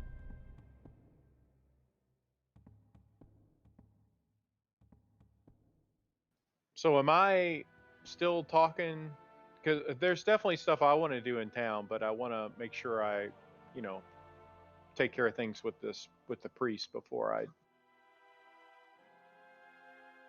I. What did you need to know? Well, I wanted to talk with her and tell her about our fallen comrades and ask her if there's anything she can do to help them, to bring them back. Alright, so Calmer takes your request and leaves and says finish up your breakfast and he'll come back after he is done. Oh, why does Jareth have elemental air commandery? Sorry. After you, and about 45 minutes later, he comes back and he says, I was able to get a few moments with the day, and she would like to speak to you tomorrow if you are available. Today, she has got plans to, she's got other guests or other folks that she needs to speak with right now. She's, and he explains she's been gone for months and months. So they're trying to find out what happened and, all that kind of good stuff. So he's busy. Okay. Well, in that case, I'll go see the druid, Groon or whatever his name. I want to see if Kella made her way there. Garoon, his name. Droon is there with his bear. He's seems to be working on a staff that he is carving. But he says it's about time you've taken your sweet time getting back to me. So what has happened? I'll apologize to him. And does he mean like in general, or does he mean since I've been back to? Just you've been gone longer than he expected, and you haven't come back. So yeah, make of that whatever you want. Okay, well, I'll tell him that we ran into many dangers, and I'll tell him how we. I'll tell him about all our exploits with, going to the elemental planes and having to deal with the various forces inside of each one of the elemental planes, and then getting each one of the rings coming out, and then dealing with the wizard who had this artifact, and I'll show him. I've got the mummified hand in here, and I'll say he had this thing, and he used the rings combined with this to control the portals, and it's a lot of what is powering the whole Temple of Elemental Evil and all the bad blood in there. All that evil energy is got a lot to do with this necklace. And but I'll tell him we were able to dispatch him barely. We lost multiple comrades in the process. As a matter of fact, I've got 2 dead compatriots at the temple right now. I'm hoping the priest there can help. But we did. But on the good news front, in addition to us, taking out the bad wizard, we were able to find Kella, and we actually got her out. And on our way here, she took off. I assume she was coming here. Have you seen her? So you got her out, huh? Yes, we did. That's not what I heard. I heard she got you out. And yes, I spoke to her 2 days ago. She beat you guys back to town. Excellent. I'm glad to hear she made it safe. She was definitely key. She helped us. She helped us find a way out that was free of danger. We'd already encountered much danger down there, and we needed a rest. So we were glad we ran into her, and her assistance was welcome. She played a key role in taking down the wizard at the end. I trained her well. She should have. He says, so when do you plan to go back? We have multiple. We have some guys that are training, and we have some items that we need to investigate. Specifically, this necklace. We need to figure out what's going on with this. Consult with some of the experts here, and I imagine it will be weeks before we head back to the temple. Before we are prepared to go back there. Supplies we need to restock. We need to get our heads wired straight. We've got new comrade who just joined the party. We've got to get him assimilated. And I wanted to also inquire about the status of my axe as well, and see if you've had a chance to acquire any ironwood. So he says, well, let's get to the important stuff first. He says, so he kind of when you pull out the necklace with the chain necklace with the mummified hand attached to it, he kind of like steps back a little bit and does some kind of sign, like these days it would be like the Catholic priest doing the cross thing, but for him he's a druid, he does something else. He says, first off, stop waving that around. Whether you waved it around or not, he says that. He says that's a very dangerous object, and you need to be careful with that. He also says that one of your friends that is hurt, is Jareth, says, bring him here and I'll see what I can do to help him.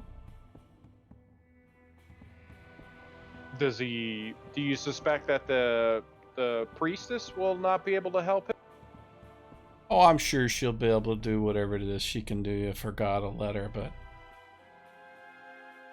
the Forest Mother may let me take care of one of the woods, and he's talking about him being an elf. Gotcha. Well, I can. I will attempt to do that, but she's already committed to look at them, and I certainly wouldn't want to insult her by taking him to another person before she's had a chance to use her power. But I will go talk with her and see if she'd be okay with me bringing him here instead.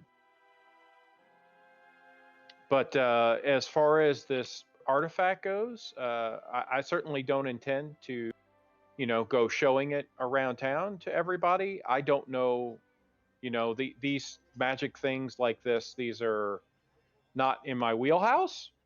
Um, is there somebody you would recommend that I show this to?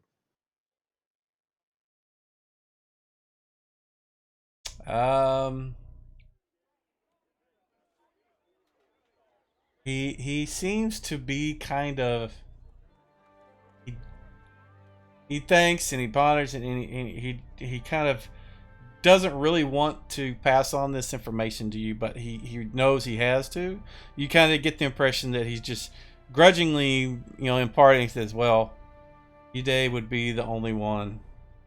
I mean, and the more you talk to him, you get the impression that he just is not. He doesn't think highly of her as far as her religious beliefs, but her experience. He's pretty. He respects that. And Uday is the high priest at the temple that currently has our fallen comrades, correct? Yep. Okay. Well, that's where I'm headed anyway. Because I'm going to go see if I can, if she'll allow me to bring Jareth here instead.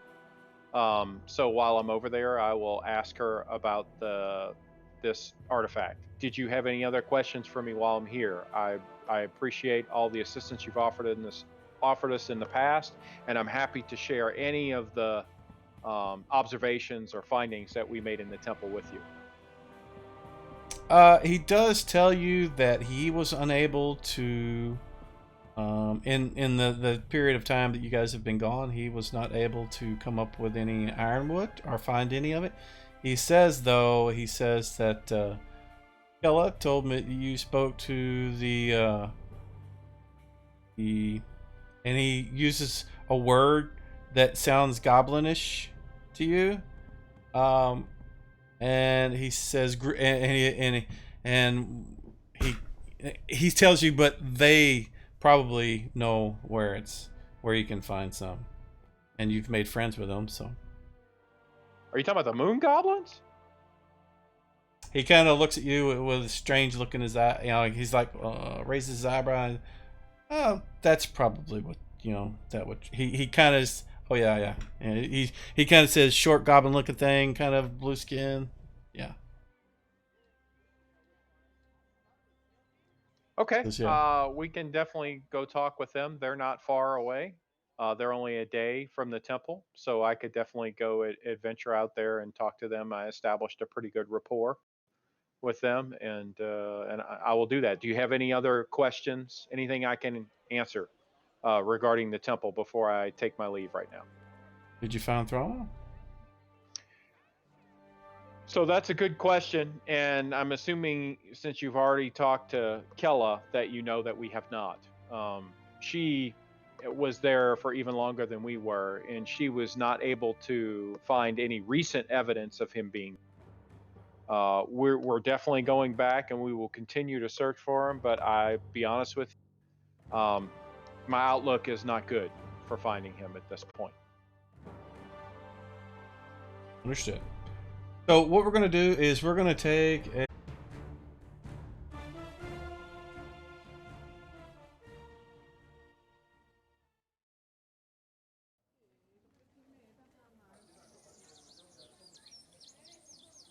Alrighty.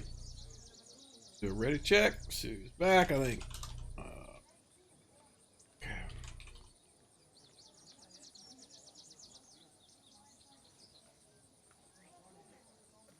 I'm back. Like everybody else, y'all. Except Bill. Oh no, Bill's there. Alright. Catching up where we were at. James is on now, although his character is still out of it. Do we have any questions that need answering? We haven't covered. You guys haven't need to speak to someone, that kind of stuff.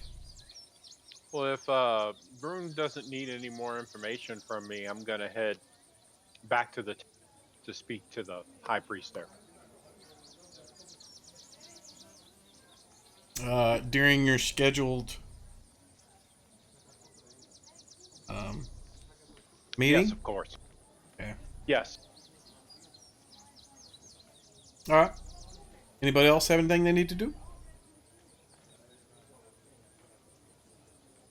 Bizarre need to do anything? You've been pretty quiet, man.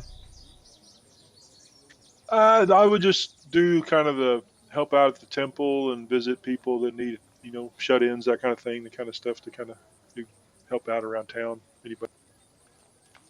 Well, one thing I would like to that would be brought to your attention immediately is that the high priest of the temple is back. She has been gone for a long time.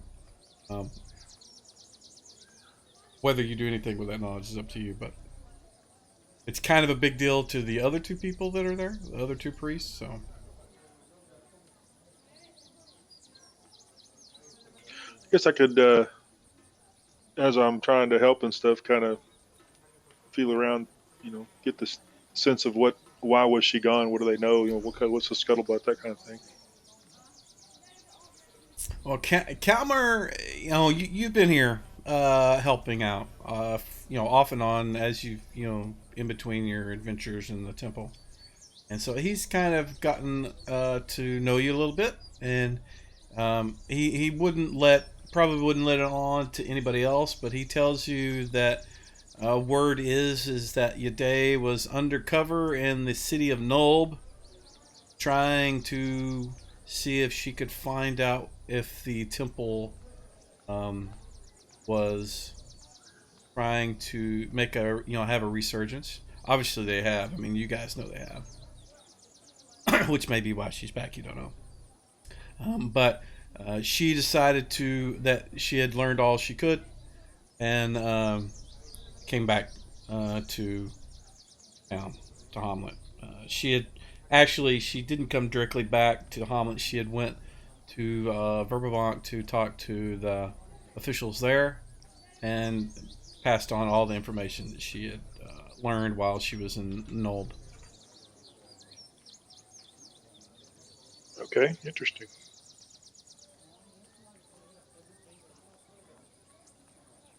I'll pass that information on in the evenings, whenever we're kind of together and as a group again, eating or whatever.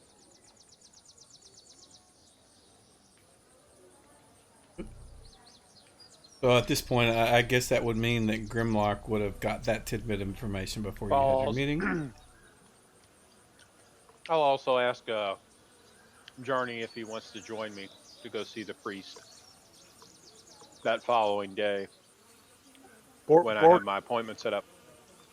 Borgin wants to go to the temple as well.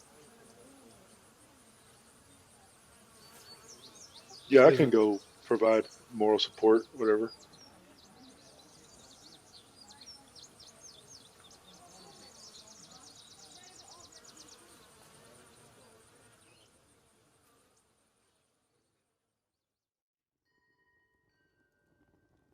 All right.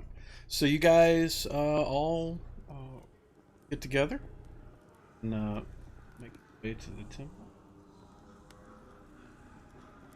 And we'll try out this temple ambient thing and see how we like it. It's a little loud for my taste.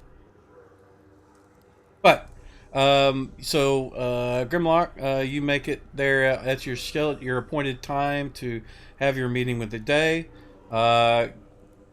Calmer meets you at the entryway and directs you up to a waiting room that's outside of your day's room. It's up on the second floor. And after a few moments, he makes sure you guys have water, drinks, or something, and then goes into our room and then comes back out after a few minutes and then says, "Your day will see you now." And he opens up the door and lets you guys into the room. It's not a a fancy room, but everything is well made. It's all wood and cotton and white and very clean. The lady that's in there, she's sitting at a desk. That again is just like it's made. It's It's a very sturdy desk, not a super fancy desk. Very functional. Everything in here is really functional, not elaborate.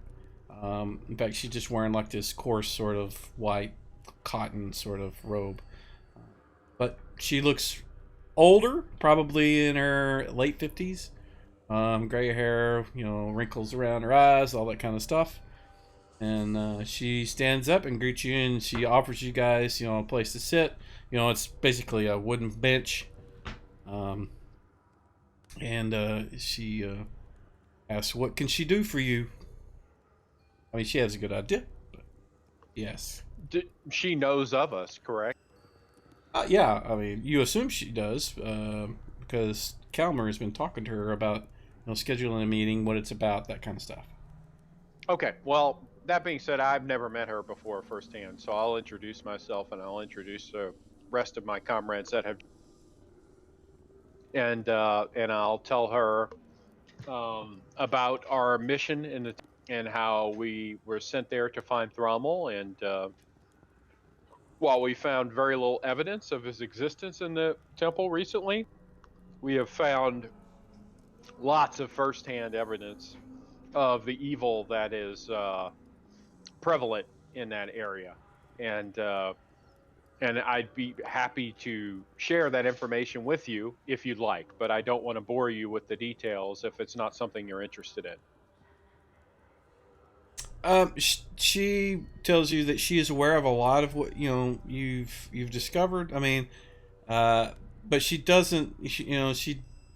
She's not resistant to you explaining what happened there, and you don't necessarily have to go into it right now. I mean, you can say you do, and we can get past that. But she's polite, and to your questions as far as that goes.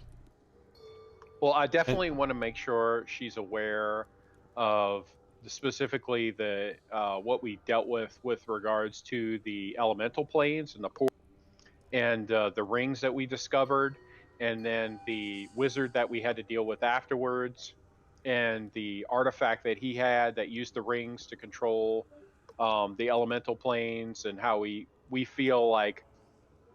And that being said, I'll show her the artifact, and I'll say we think this has a lot to do with what's going on at the temple, the heart of the evil at the temple.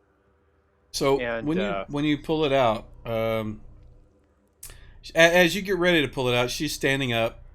She was sitting down the whole time. She kind of stands up, puts her hands behind her back, and seems to be looking at what you're doing. And when you pull it out, she kind of winces, like something struck her, or just like, oh, that's not, you get the impression that it wasn't good, whatever it was.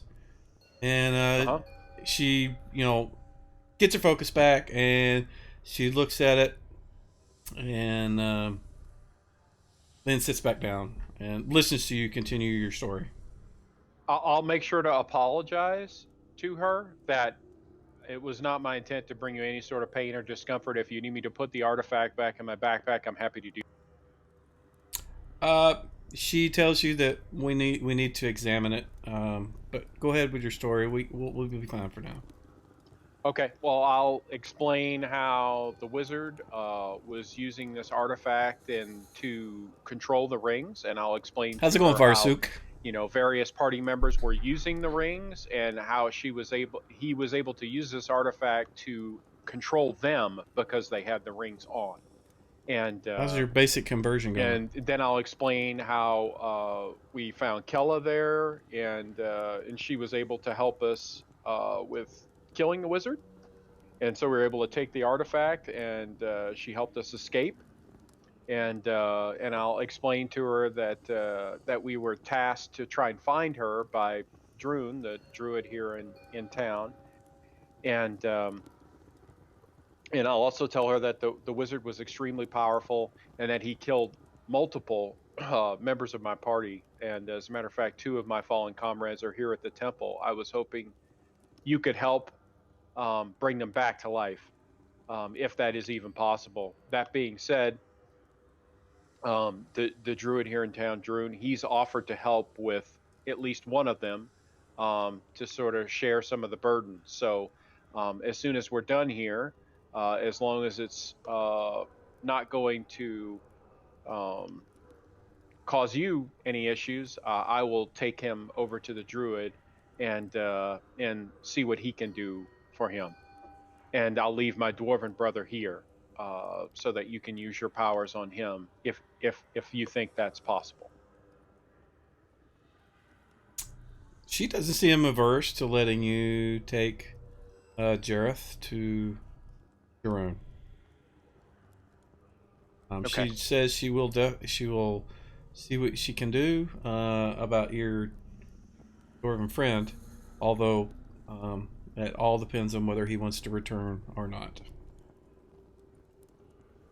I understand. I'm sure he's in a better place now. He may opt to stay there, but I at least want to give him the opportunity that I was offered in a similar situation. She just nods, kind of knowingly. So, let's have a closer look at what you brought. And she kind of pulls out she does. She pulls out this glass. It's a round circular thing. It's attached to some metal little wire or something. And she kind of puts it up near the mummified hand. And when she does, you can see on the other, looking at it from one side, as she does, you can see that there is some glowing symbols all along the hand.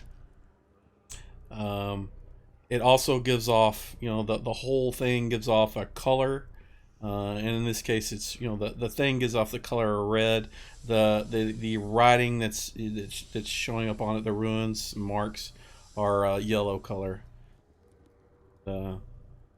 He looks at it a bit, and she says that this does appear to be a very powerful device that can be used to focus energy, as you have suspected. What do you plan to do with it?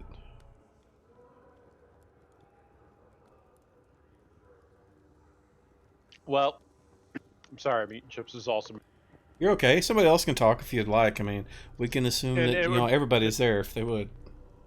Well, I will just explain to her that this is obviously some sort of magical device, and my experiences with magical devices is that they're prone to failure and generally hogwash. And that being said, several of my comrades make frequent use of such artifacts. In particular, and I'll pat Brother Bjarni on the shoulder. Bjarni often does it with great success. So, Barney, do you have any commentary on this?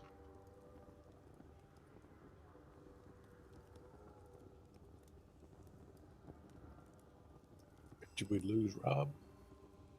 No, sorry, I had to step away for just a second. No, I mean, this is obviously a very evil showing, especially with this device she's seeing. This looks very malevolent, so I think this should be probably given over to the church to take care of. Maybe, possibly, if not destroy it, then sequester it away so it can't be used again for evil purpose.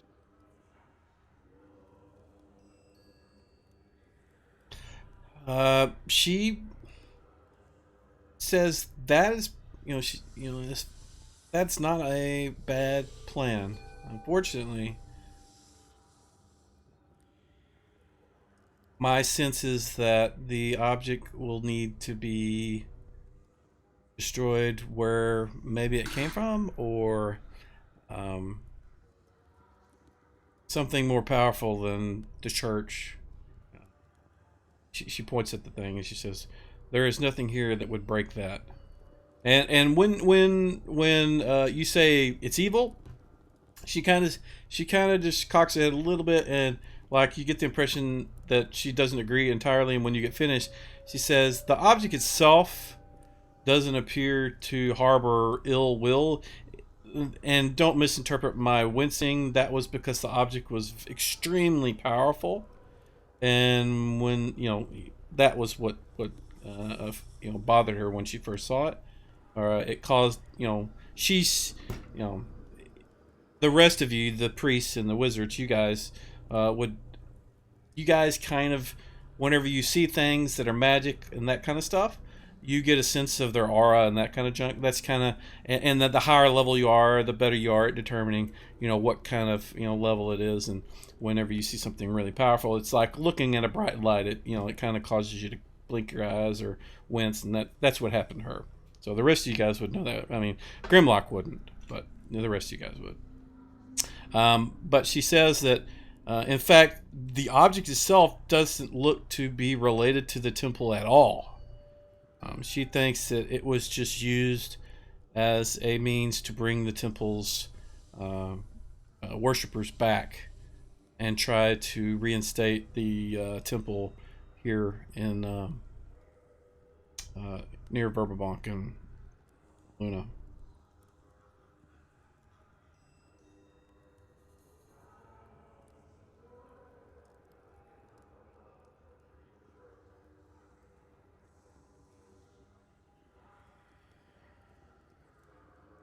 So, with nobody saying anything else, she says that she suspects that if you can use it to close down the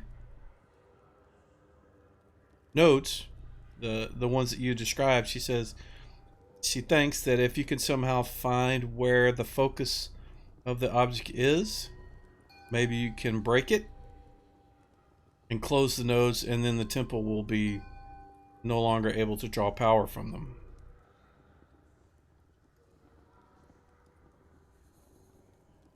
Sorry, I'm still eating chips and salsa. Robbie's all.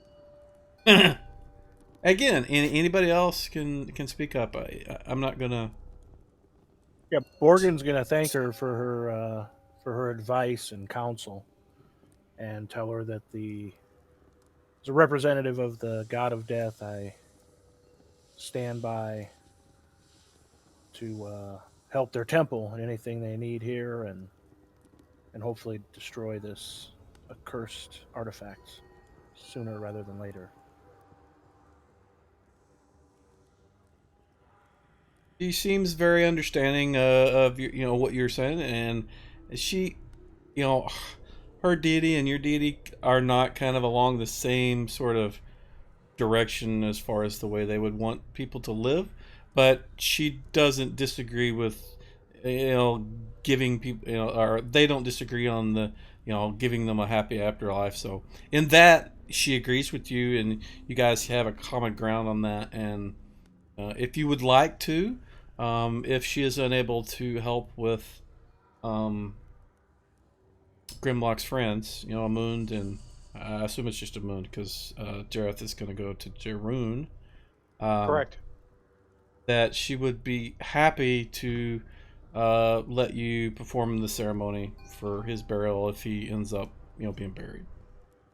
She says it more eloquently than I would. I'm just to say, it'd be a great honor, and I hope to be able to help serve the temple in any way she feels would be needed. Thanks you. Okay, well, with that, I said now, if you don't have any more questions about before you get to my buddy Amund, and before I take Jareth over to, there are some basics I need to go over with you or one of the representatives of the temple. We brought some supplies that were requested, and we have severely depleted our healing supplies and could desperately use a restock. That being said, we understand that your time and your resources are very valuable, and we're happy to share some of the spoils that we found in the temple with you, so that you're compensated for your efforts and so that you can continue to provide your abilities and powers to us and to anybody else who needs it. So when you're talking about, and I assume you're talking about the troll bullet stuff? I am. Yeah. So she kind of holds her hand out and motions for somebody that you guys didn't notice. He was kind of behind the doors when you came in, but it's Turjon. He was kind of behind the door, and she motioned for him to come over and to assist you take the thing, the objects or whatever it is you're giving. She says, "We will make use of these as we can. It will take many weeks for us to produce anything from it." But we will be happy to assist you in any way that we can. She says, if you need any immediate assistance, she points at herself or Turjon, we can offer what we can to help you. And by that, you understand that she means she can cast a heal or a cure or remove curse and that kind of stuff. Okay, well, beyond, helping him and bringing him back to life, I don't know of any immediate need we have for healing that won't get resolved by some well-needed rest, which we'll get here in town. But like I said, I would like to make sure you're compensated for all the assistance that you guys offer us. So what can I give you to help with, what you guys do here day to day? Like I said, we've got plenty of money and gems and whatever to share. She says if you would like to donate to the church, she will welcome any financial donation. Anything that you give us will help us, to provide for the townsfolk and to maintain the temple itself. Of course, he meant donation, not compensation.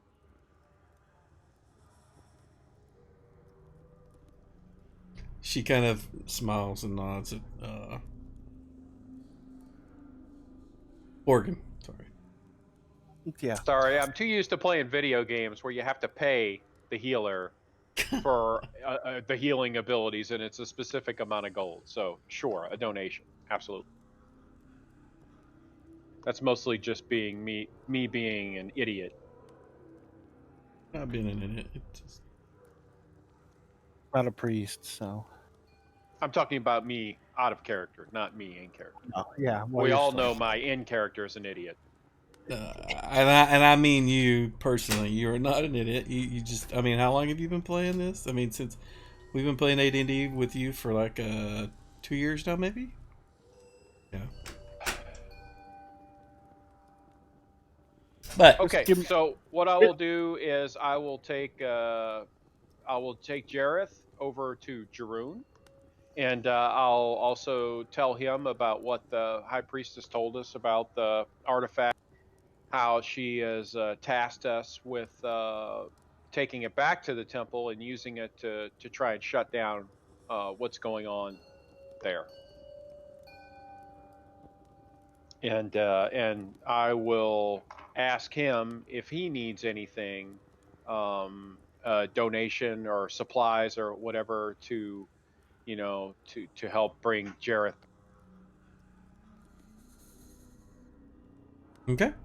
So, anybody else have anything they want to add to that? No. Okay. Just give her a bunch of money.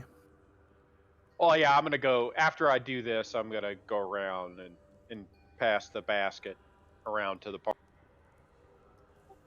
and we'll come up with a worthy donation.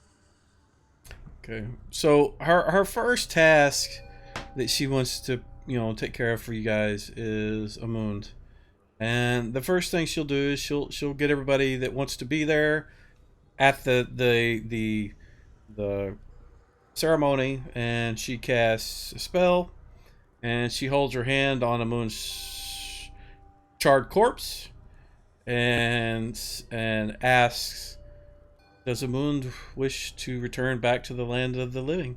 And Frankie, you can answer that question.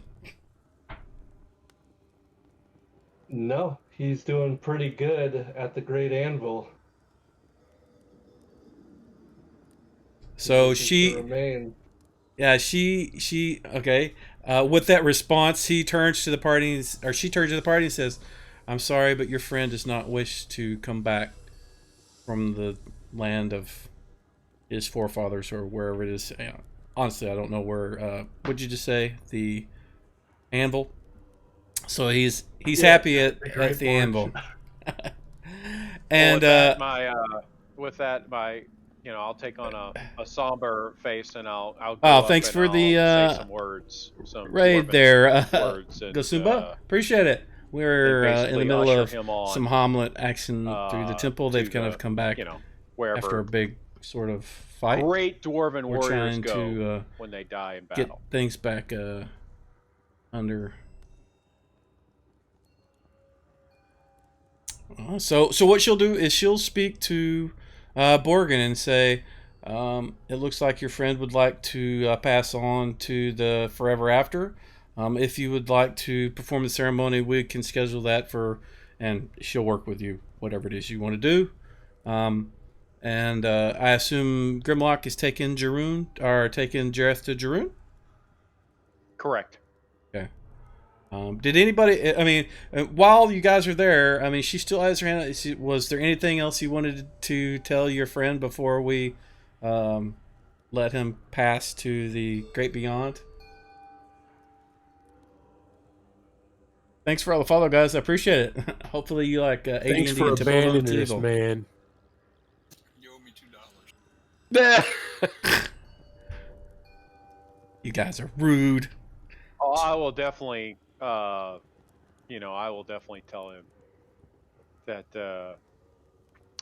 that he is a warrior, one of the mightiest I've ever seen, and we'll go down, and I'll make sure that he goes down in, dwarven legends, and that his adventures are documented, and I will endeavor to be more like him in my future adventures, and that I hope to join him soon in the afterlife, Valhalla, wherever we go. So, Frankie, if you have any last words you'd like to impart upon your friends, Yadea is just going to translate from whatever you say, so just assume you can speak. Well, Amun would say We've lost two guys. it's been a great Amun is honor dead. in He doesn't want to come alongside back. all of you, particularly Grimlock, and I hope it's a long time before I see you up here in the forge.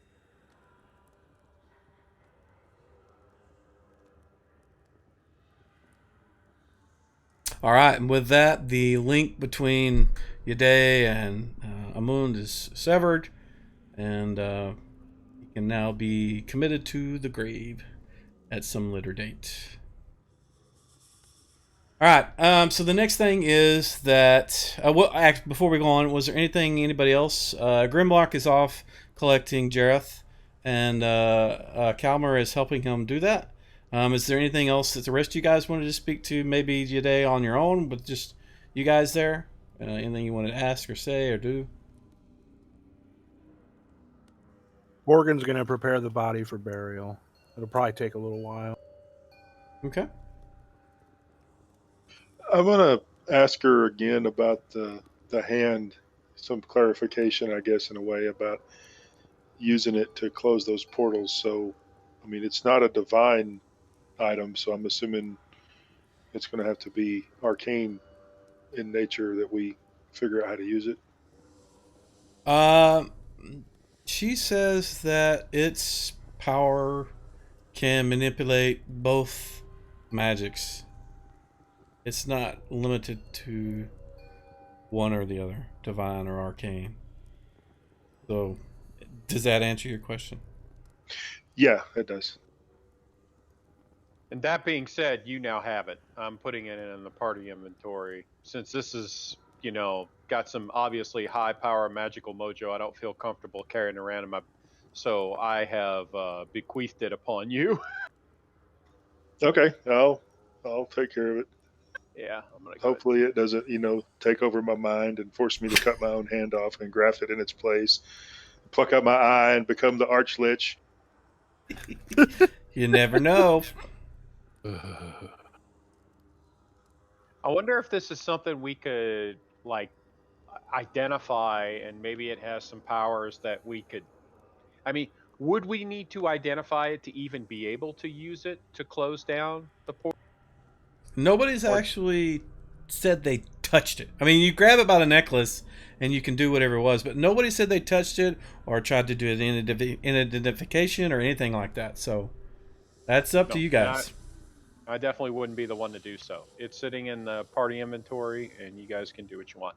But that being said, I will also put the bracers up there, because those are magical, and one of you caster types can study it and figure out what's going on with that. And I'm assuming the jeweled belt was just vendor loot, right? I'm not sure if anybody did any magic detection on any of this stuff. Okay. We can certainly take care of that in the time we're here. We're going to be here a few weeks. Yes, and in the past, if that's any indication, you know that you can pay 100 gold, and Kijum will identify the items for you if he has the time. And since you're here 3 weeks, you suspect you probably do. He does. I would probably prefer not to have him identify that hand. I would prefer to try to do that in party and not publicize the existence of that any more than. Do it in the 3rd week after I've learned my polymorph spell. Okay. Bill, you're kind of like, it sounds like you're talking through your camera speaker or something. It's weird. Microphones across the room. Yeah. There you go. The mic boom was up on top of my head. Very good. I suspected. All right. So what we'll do is we'll handle, if you guys are you through speaking with Yade? Yes, I am. Okay. All right, and you've wrapped it up and put it in your backpack. So with the help of Kalmar and yourself, you guys transport the body of Jareth to the altar where Jarun is, near the center of town. He leads whenever you guys approach. He leads you to it, and he says, "Good, I've been ready for this." And he pulls out the staff that you saw him carving on the other day, and he says that he will see if he can find a vessel for your friend. He holds the staff in his left hand and puts his hand on the chest, and he appears to be saying some mumbling words and whatever. And the around the circle where he's at, there's 3 trees that are like in a triangle, and they seem to like almost start waving and making some sounds, and you kind of get like the scents start coming off them like they're blooming or pollinated or something. It starts becoming a lot more. It smells like a lot more like the woods, and he takes his hand off kind of like quickly, and he's like, that's. He said something strange about your friend. He's not. He's still here, but his body is dead. He points to the sword, and he says, "What is that?"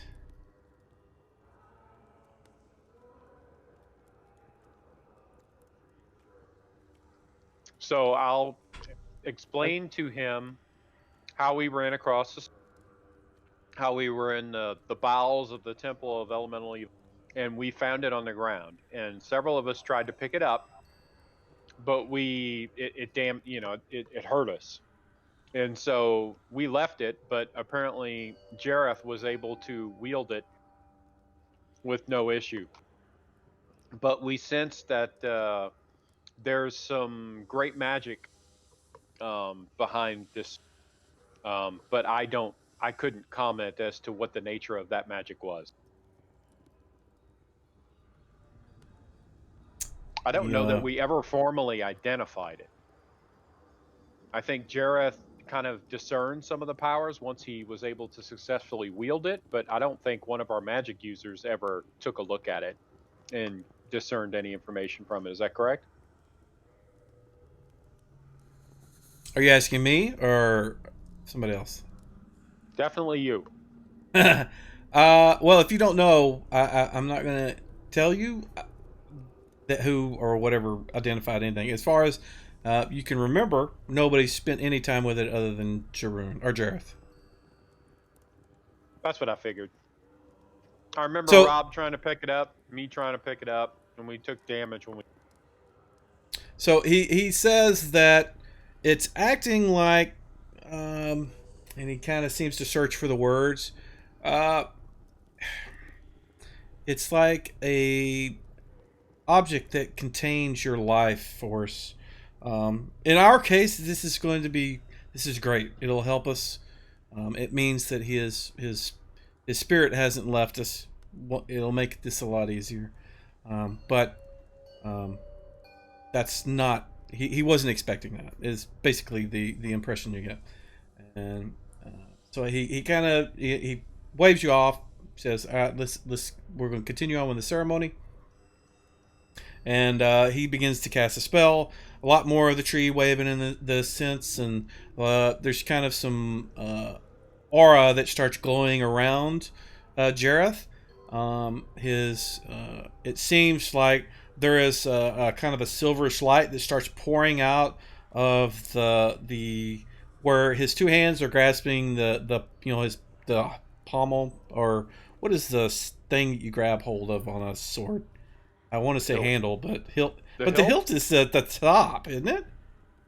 The hilt No, is hilt what is the blocks the pommel. blade.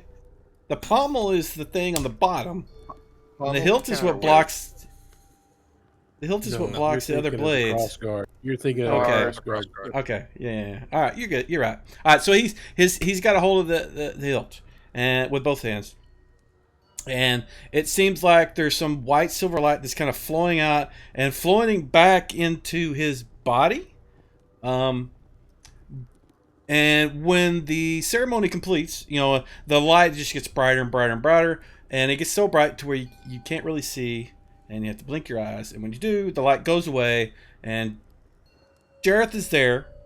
It looks like Jareth, but his skin's a little darker, his hair is a little darker, the shape of him is a little different, but you can kind of see the same sort of features of his face and whatever. And after a few seconds, you hear a deep breath, and he starts breathing. But his eyes are still closed. I'll approach him and begin talking to him. Jareth, you there, buddy? After a few moments, Jareth, you can wake up. The one thing you immediately will notice is that you feel different. Like your hands are not your hands. In fact, you lift up your left hand, the one that was half chopped off, and it's a full hand now. But you kind of look back and look at the front, look at the back, and you're like, it looks not like your hand. Your skin color is a little darker. Like your arms are your muscles are not as the way they were. They're different. Game mechanic wise, you got a new body from a reincarnation. So what we need to do is you're going to re-roll your strength, your dex, and your con. All three of those. Oh boy. But your intelligence, your wisdom, all your mental faculties are going to stay the same. And I would you're probably go so far as to say your charisma will stay the same too. And you're not a goat. And you're not a I'm goat. not. Or a badger. Or a lizard man or a You get the tree or a- impression that, and after you've had a few you guys have had conversations at a later date, the reason that it seemed to work in your favor as it did was more to do with not with his ability to use the spell in a specific way, but your sword did something to cause whatever happened. So Do I look like a human now? no, you still have pointy ears and kind of Still half sharp elf. features. Yeah. Okay. Are you half elf? I thought you were elf. Looks like I'm a half elf. Yeah, you're right. Yeah. So yeah, you're still elf. It just, like I said, you feel different. One of the things that you do, you remember after the bright flash of light that killed you, You remember being in a room that was gray and foggy, and you heard voices that sounded a lot like the voice that you hear now from your sword.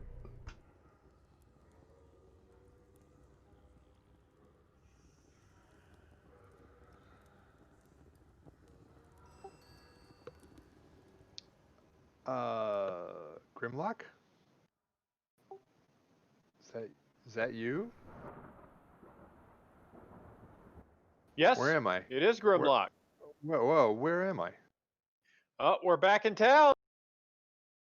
And I'm glad to see you're back with us. I'm glad to be here. I feel different. Yeah, you look a little different. This Druid Mojo does some weird stuff, but we're glad you're back with us. Yeah, he was only mostly we dead. got plenty more work to do in the temple, and The I sword wouldn't feel acts comfortable as doing it without you scouting ahead for us. I'm happy to do that. Gem of life protection sort of thing. I can't remember what they were exactly called, but they Can keep you you stand, from losing or your soul or do you spirit. need my assistance? I think so, yeah.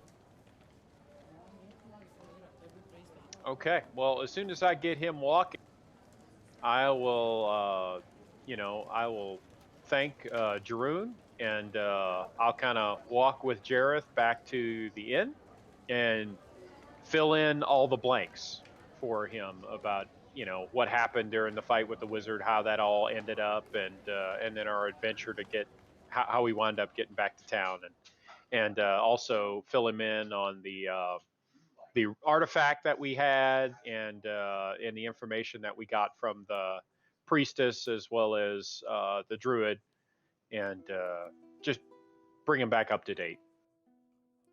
Okay. So, Jareth, if you have any questions or comments or anything you want to do while you're in town. Actually, I need to do something. Every time you die and you survive, you're supposed to get 2,000 experience, and I need to do that while I'm thinking about it. Supposed to get or lose? No, you don't get experience for your adventure that you had before, but you get 2,000 experience for when you die. I know it sounds weird, but that's the way it goes. Because dying is a hell of an experience. Yes, it is. That'll put me at 8th level. And we're in town. Nope.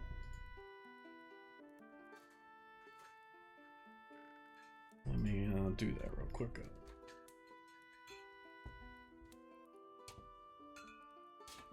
Oh, there. Alright, now you can apply it.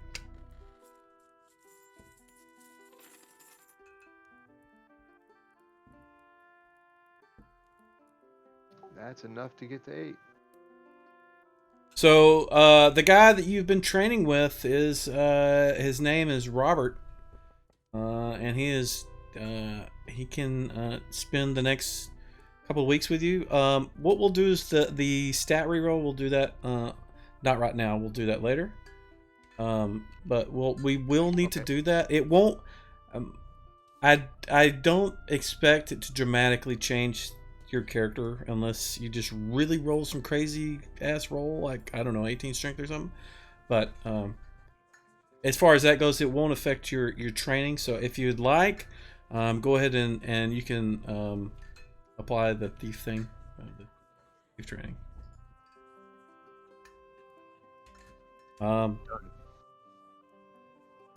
One thing I do want to mention is that daily, you hear more clearly the voice that speaks to you whenever you use your sword when you're practicing and stuff, and it doesn't scare you. I mean, it's not a scary voice or scary. It's not telling you go murder your friends or anything. In fact, it seems pretty. It's what it's telling you is things that you don't disagree with. The thing that it does impart on you very clearly whenever the discussion of that thing that Robbie has, or Robbie, Bjarni, the mummified hand on the chain, it says that that belongs to the Keeper of Secrets.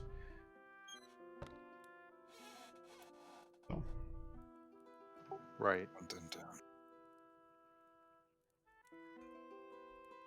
He said, and in fact, it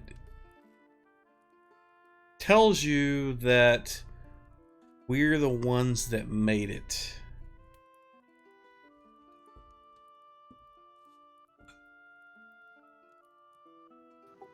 We, the voices in the sword, are the ones that made the hand. Did I interpret that statement correctly? When it says we, it means me. It means itself and you. What that actually means, you make that own assumption yourself. But it says we made that, and it means that thing that they have, the hand. Yeah. So it had referred to me, Jareth, as the previous owner of the sword anyway in the past. Yep. So I assume it's talking about the combination of me and that previous owner of the sword. That's what I figure. Okay. I, Jareth, figure that it's talking about the combination of me and the sword. I still don't know everything it means, but that's what I think. Yeah. With my 8 wisdom, that's what I. It's kind of confusing to understand at times. I mean, it itself seems to be kind of confused. Because it'll say certain things that don't make sense to you. Like like I said, when it says, when it's talking about itself and it later on during that same conversation is talking about you. You get the impression that it can't really differentiate people.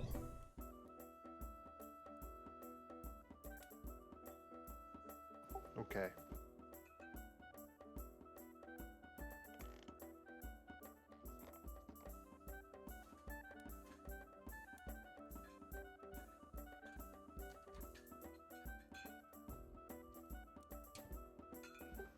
Right. We made this.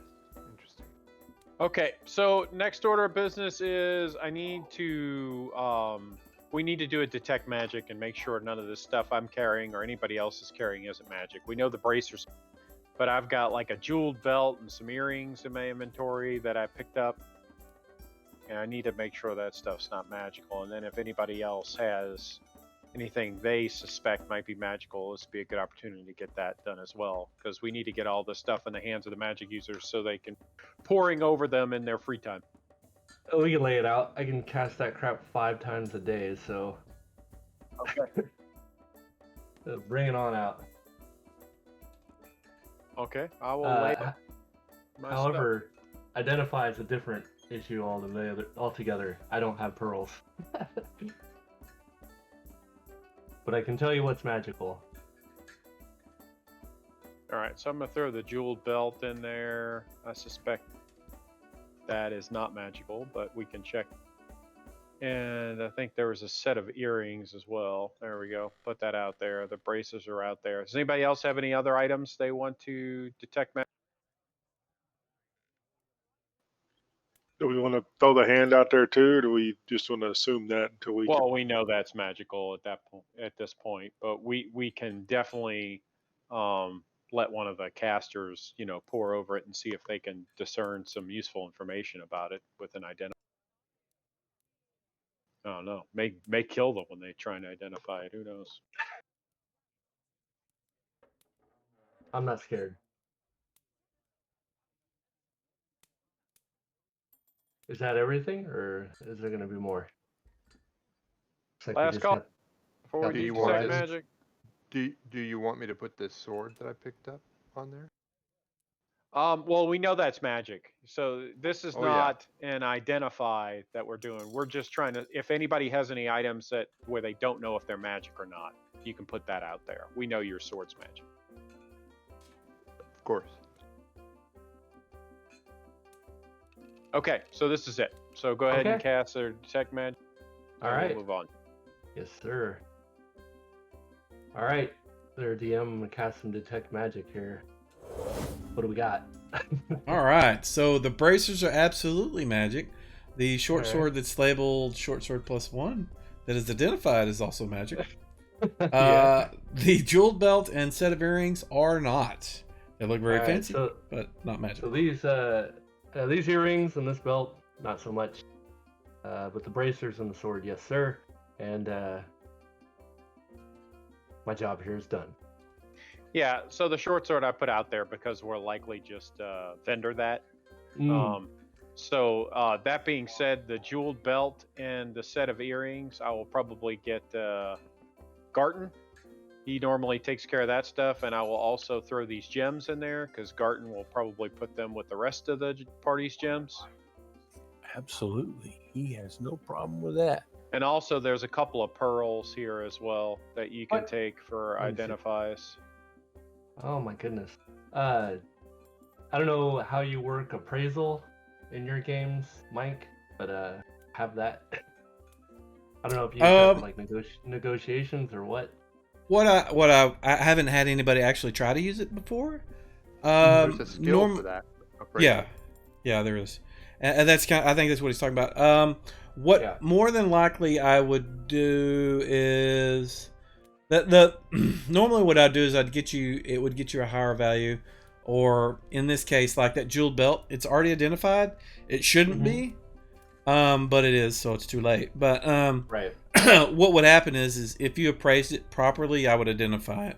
I don't know why that one is already identified, but mundane things like gems and jewels and stuff that are below a certain amount, I'm probably not even going to make you roll a check to see what they are. Like, I think all that stuff is probably identified anyways. It looks like it is. Normally, it shouldn't be, and if you would use appraisal, that would allow you to identify and then know how much it's worth, and then that way, when you went to your, to sell it, you could say, "Look, I know this is worth 3,200 gold. If you're wanting to give me 1,000 gold for it, that's just not gonna, pass muster." Right. That kind of stuff. So if you want, I can, work the negotiations of trying to sell these trinkets and such. If this is everything you'd like to sell. You can work that out. Garten normally has tons of gems, and he takes care of all that for the. It's a lot easier carrying around gems than it is a bunch of gold. That's true. But as far as like this belt and these earrings and sword are concerned, probably don't Wear want them. Wear them. That way you've got cash on you at all times, man. True. All right. Guess that settles that then. Hey, yeah, Garten doesn't have to get all the gems. He's glad to give stuff out to anybody else that wants it. Especially if Garten gets swallowed by a dragon. If he wants it, he'll just take it later. Maybe. Yeah, speaking of which, we need to come up with a party donation to the temple while we're here. So if anybody has anything in particular they'd like to donate to the temple, now's your chance. Throw it in the party inventory. How about we do this? Let's resolve anything that you guys want to identify first, and then that way you can get everything out of there that's not going to be sold or given away. And then that way we can do it all at once. We can do the financial stuff at the end. So if you guys got anything that you need identified or want to identify, and you want to pay somebody to do it or have yourself do it, I don't know. I would like to have that resolved now. Yeah, you want me to try to identify these bracers? It's up to you. I don't know. I'm asking the party. Okay, sorry. It's okay. Yeah, I mean, we're definitely going to want to get the bracers identified. We probably want to get we may want to get you to look at the hand, the mummified hand for sure. And then that'll be Jareth's decision as to whether he wants you to pour over the sword or whether he just wants to keep that. Okay. Well, it'll take me a couple days because each time I do this is going to be pretty exhausting. So I guess I'll spend a couple days since we only have the 2 pearls. And I'll look at the bracers and the hand, I guess. Yeah. Do I need to throw it out there in the party thing again? You don't Or- need to. No, no, you don't. I mean, But Garton knows where to go to get more pearls. He's done this many times in this town. You know, he knows the guy to go talk to get more pearls. As a matter of fact, he's probably already on his way. He can most certainly go and get more pearls if we need them. yeah, maybe we should trade in like some of these gems for pearls. A more useful. I'm telling you right now, he doesn't need to take anything out of the party sheet to go get these pearls. Oh, you got that much money, huh? No, we have money. Oh, okay. We can afford 100 gold piece pearls. Oh, must be nice. I can. That's what I'm afford- saying. If you I- ever need any cash, just see Garten. I can afford a nail, I think. All right. Well, let me go ahead and do these bracers and this hand. Why don't you throw this hand in the party sheet? We'll get that taken care of. Please don't put it in there. That thing will lag the machine Oh, really? because it has a lot of data attached to it. So got you. I mean, and that so far as that goes, I can tell you what you learn when you do it. But All right. so what you need to do is the percentile roll. I think it is. Yes, it is. All right. So And throw it in the caster tower, level. please. All right. Go. And tell me what your target is, please. So it's chance of learning information is about 10% per level of the caster. There's no intelligence bonus on this, I take it? No. Okay, then we got a 50% chance.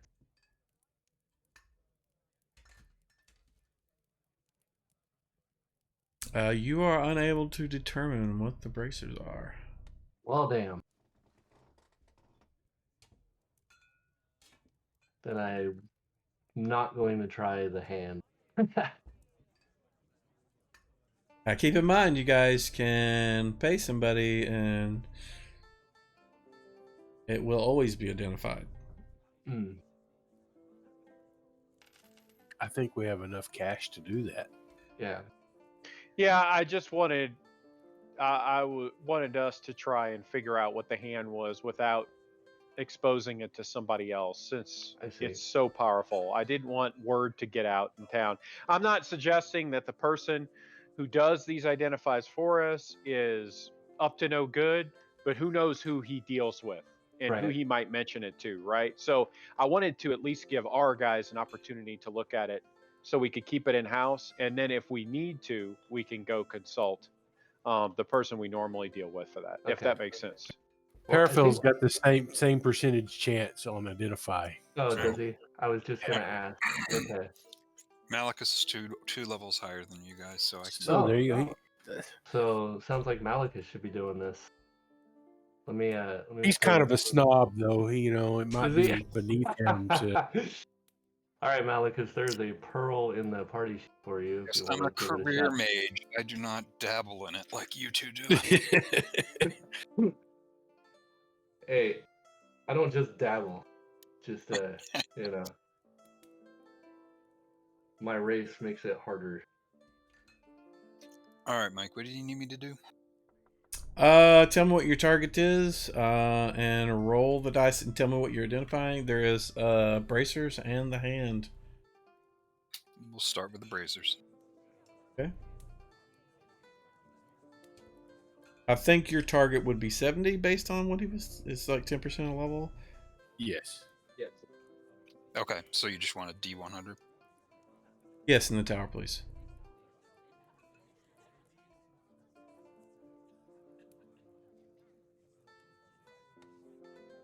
One second, please.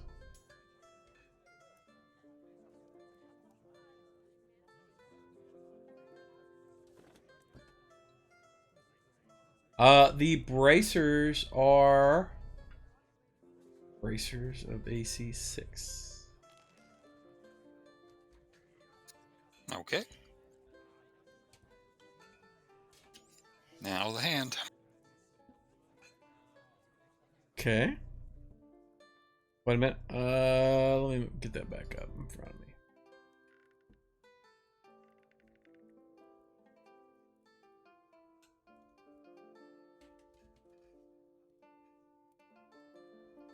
What level are you? You're 7th, right? Yeah, that's correct. Okay.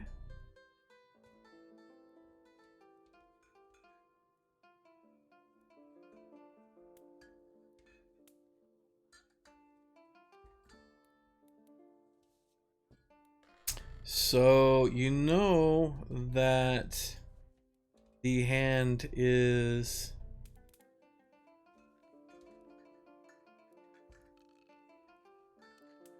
face.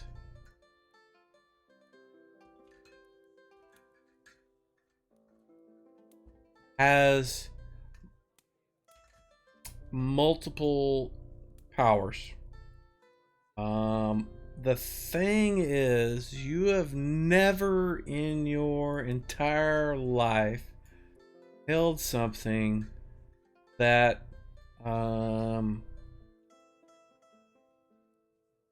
was like this.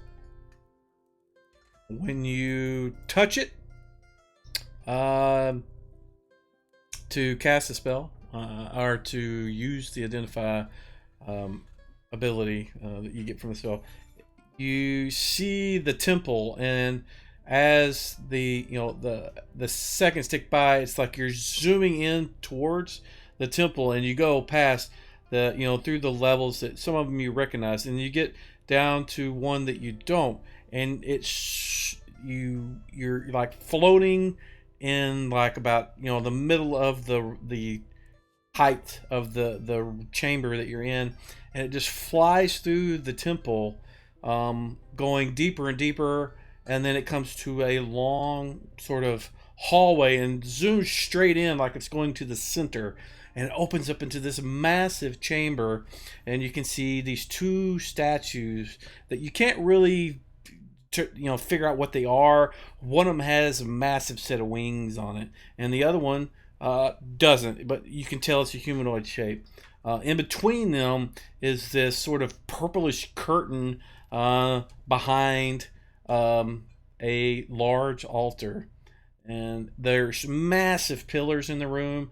You look up to the ceiling and you can see these gargoyles hanging off the top, just kind of looking down into the center part of the temple, and beyond the center of where you're at zooms past all of that just in a flash. You blur, you don't see what really happens, and then you come to a room with a sort of white curtain of light surrounding the center part of the room, and then the vision fades, and it's the next day for you. You've completely lost track of time, and everybody's like around you wondering what the hell's going on. Okay. Yeah, it's nothing. It's just like a withered monkey's paw. No, I'm kidding. Actually, I'll tell him everything that I saw, and yeah, it's pretty powerful. I would venture to guess that it's probably like, well, my character wouldn't use the term artifact, but along those lines, something from past history, and certainly has something to do with a great power that seems to be buried somewhere underneath that temple.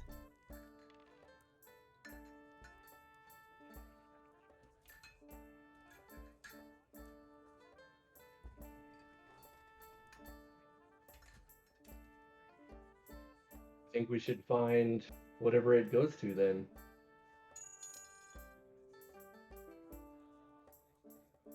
So I'm gonna pass on to the party too what the priestess, she told me that it's the power of this thing is not specifically divine or arcane. It's kind of both, so it's kind of odd, but that means we can, someone like myself who uses divine magic can use it, or an arcane magic user can use it. I would think both could have some sort of control over it, if somebody wanted to try to control it. Somebody figured out the emote. Yeah, I just added that the other day. I didn't even know those existed yet. She also alluded that it could be used because it was used probably to open the portals to those elemental planes. It could certainly be used to close them. Does it have the rings on it currently, or are the rings still dispersed? No, the rings are on it, and the hand is clenched into a fist. Okay. So it's got 4 rings on it? Yep.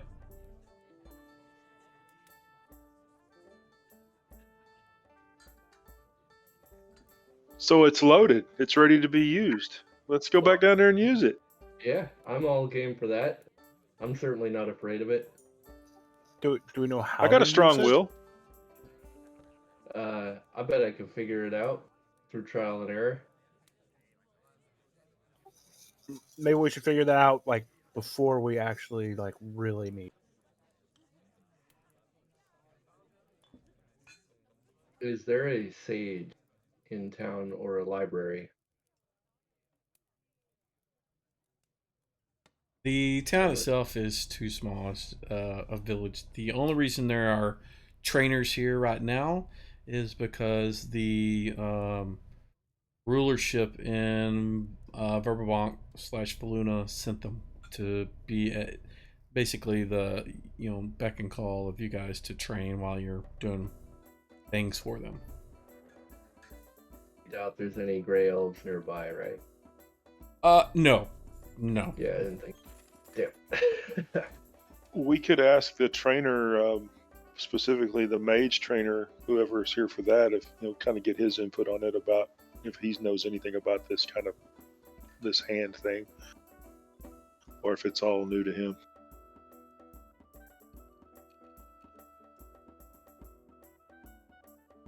I'd say let him take a crack at the identifying it, but it'd probably blow his head up too.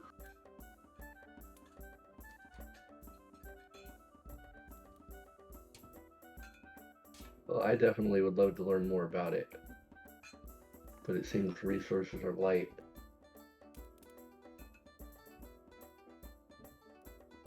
Yeah, and if we take the time, it takes a while to go to Verbalbach, where we might could get some info, but the amount of time it would take to go there and back, and the temple's going to be repopulated for the most part, I would think. It'd be like a month.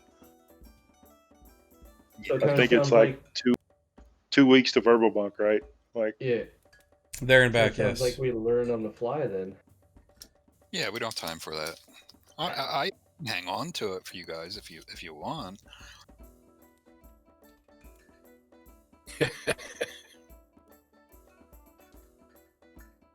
I don't have a urge to dismember myself. I hope. Do I? No, you don't. Okay. Yeah, that was my thought too when I put it in my backpack the first time. Yeah. Well, it's obviously powerful, and considering the time constraints, I think we just have to take the gamble, in my opinion. I agree. And that really should weigh for more since I'm smarter than everybody else here in the group. I don't know. Well, He's also a lot more fragile. Yes. As he coughs up blood into a handkerchief. Should really get that looked at.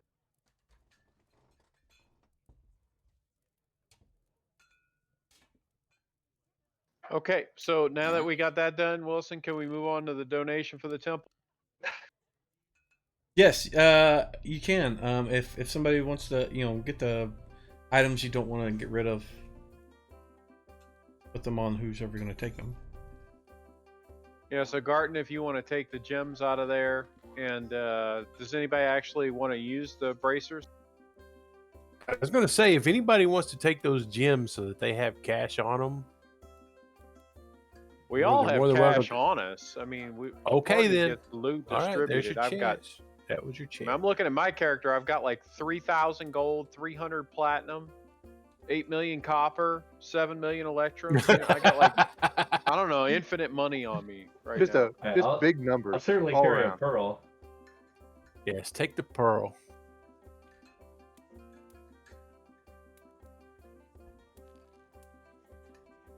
Borgen's going to give most of his money to the temple.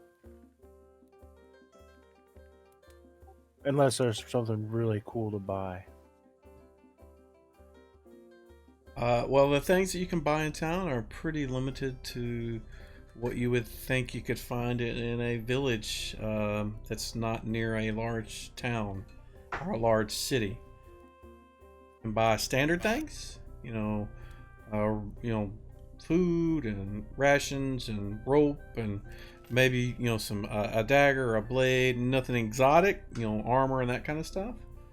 You wouldn't be able to find anything awesome. I'll just give most of my money away. Does anybody need that short sword? Nope. Because Paraphil no longer has a magical weapon. It's all yours, man. All right. Take That it. would be there just in case we need to hit something with a magical weapon. I think it's a good idea. Nobody needs bracers. What do they do?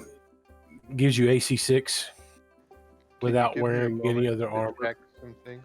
Oh, as a base, and then it gets adjusted from there. No, Yeah, you cannot wear any other armor with it. Yeah, I don't wear any other. You can wear armor. rings and cloaks and things. with it. Exactly. Yes. And your Rings, dex cloak, turns and down. dex. Yep. Yeah, I would take that. Borgin would. All me, somebody that gets up there and fights and needs it, take it. That's all yours, man. Take them. Yeah, my AC is 7 right now. I'd say that's a golden opportunity for you. Yeah. Get you to 4 AC, I think.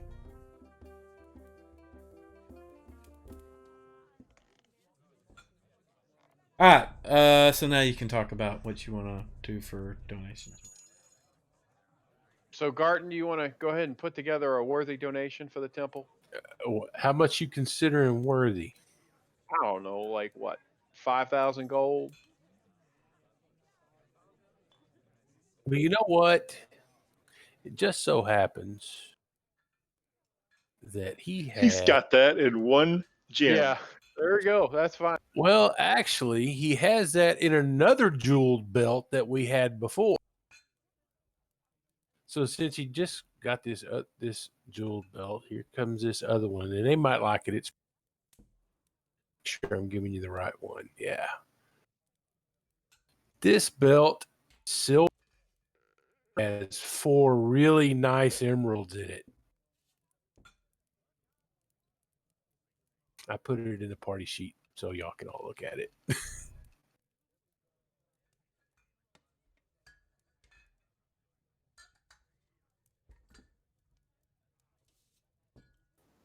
I steal. So if you would like to present that to the church, there you go. Okay.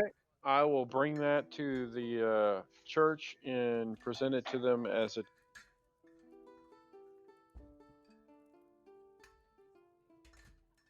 As a what? donation. Okay. And- Go ahead. And I'll also ask them if they have any healing supplies for sale right now. I know they said they would take weeks to turn the troll blood into anything, but I'll ask them if they had anything. No. The only thing that they had, they gave to you guys, and they haven't had any supplies since then to make new. He will accept your jewel belt and give you a blessing of St. Cuthbert, and he will take and put it in a box to the side. Calmer is the one that's taking it. So.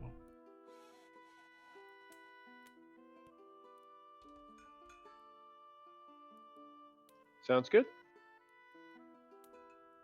And they are he seems very grateful. More grateful than I'm imparting. Is there anything else that anybody wants to do in town now? I mean, you've made your donations. You guys have got your training lined up or finished. You've picked up supplies, I hope. If you haven't, go ahead and add additional food on your character sheets. Ammunition if you need to resupply. If you need spell component, bits, go ahead and do that. And generally, I don't, worry about spell components unless it's something that's super expensive per the spell. Like if you need 1,000 gold piece crushed diamond, I mean, that's something you would need. But, I mean, I'm not going to make you worry about bat guano. You can RP picking up bat guano or whatever you want to do, but as far as that stuff goes. For those of us that were training, we go ahead and add the level. Yes, please, go ahead, yeah. Well, I'm one gonna. thing I mean, wanted at the to end do of the night, we're gonna hand wave and it's done. We're not gonna sit here and wait 3 weeks. Well, but the thing is, if we're here for multiple weeks like that, I was going to possibly grab Jareth and go trek out to see the moon goblins and see if they could help us with our wood problem. You certainly can do that. We're not gonna do that tonight. But just it's taken you probably 5 days to deal with Jareth, just getting him back. So almost a week just to get him back because you slept for 2 days. You had to wait 2 more days for Jareth to get the meeting and then have all the Tarun take care of it and all that stuff. So it's been at least 5 days for all that.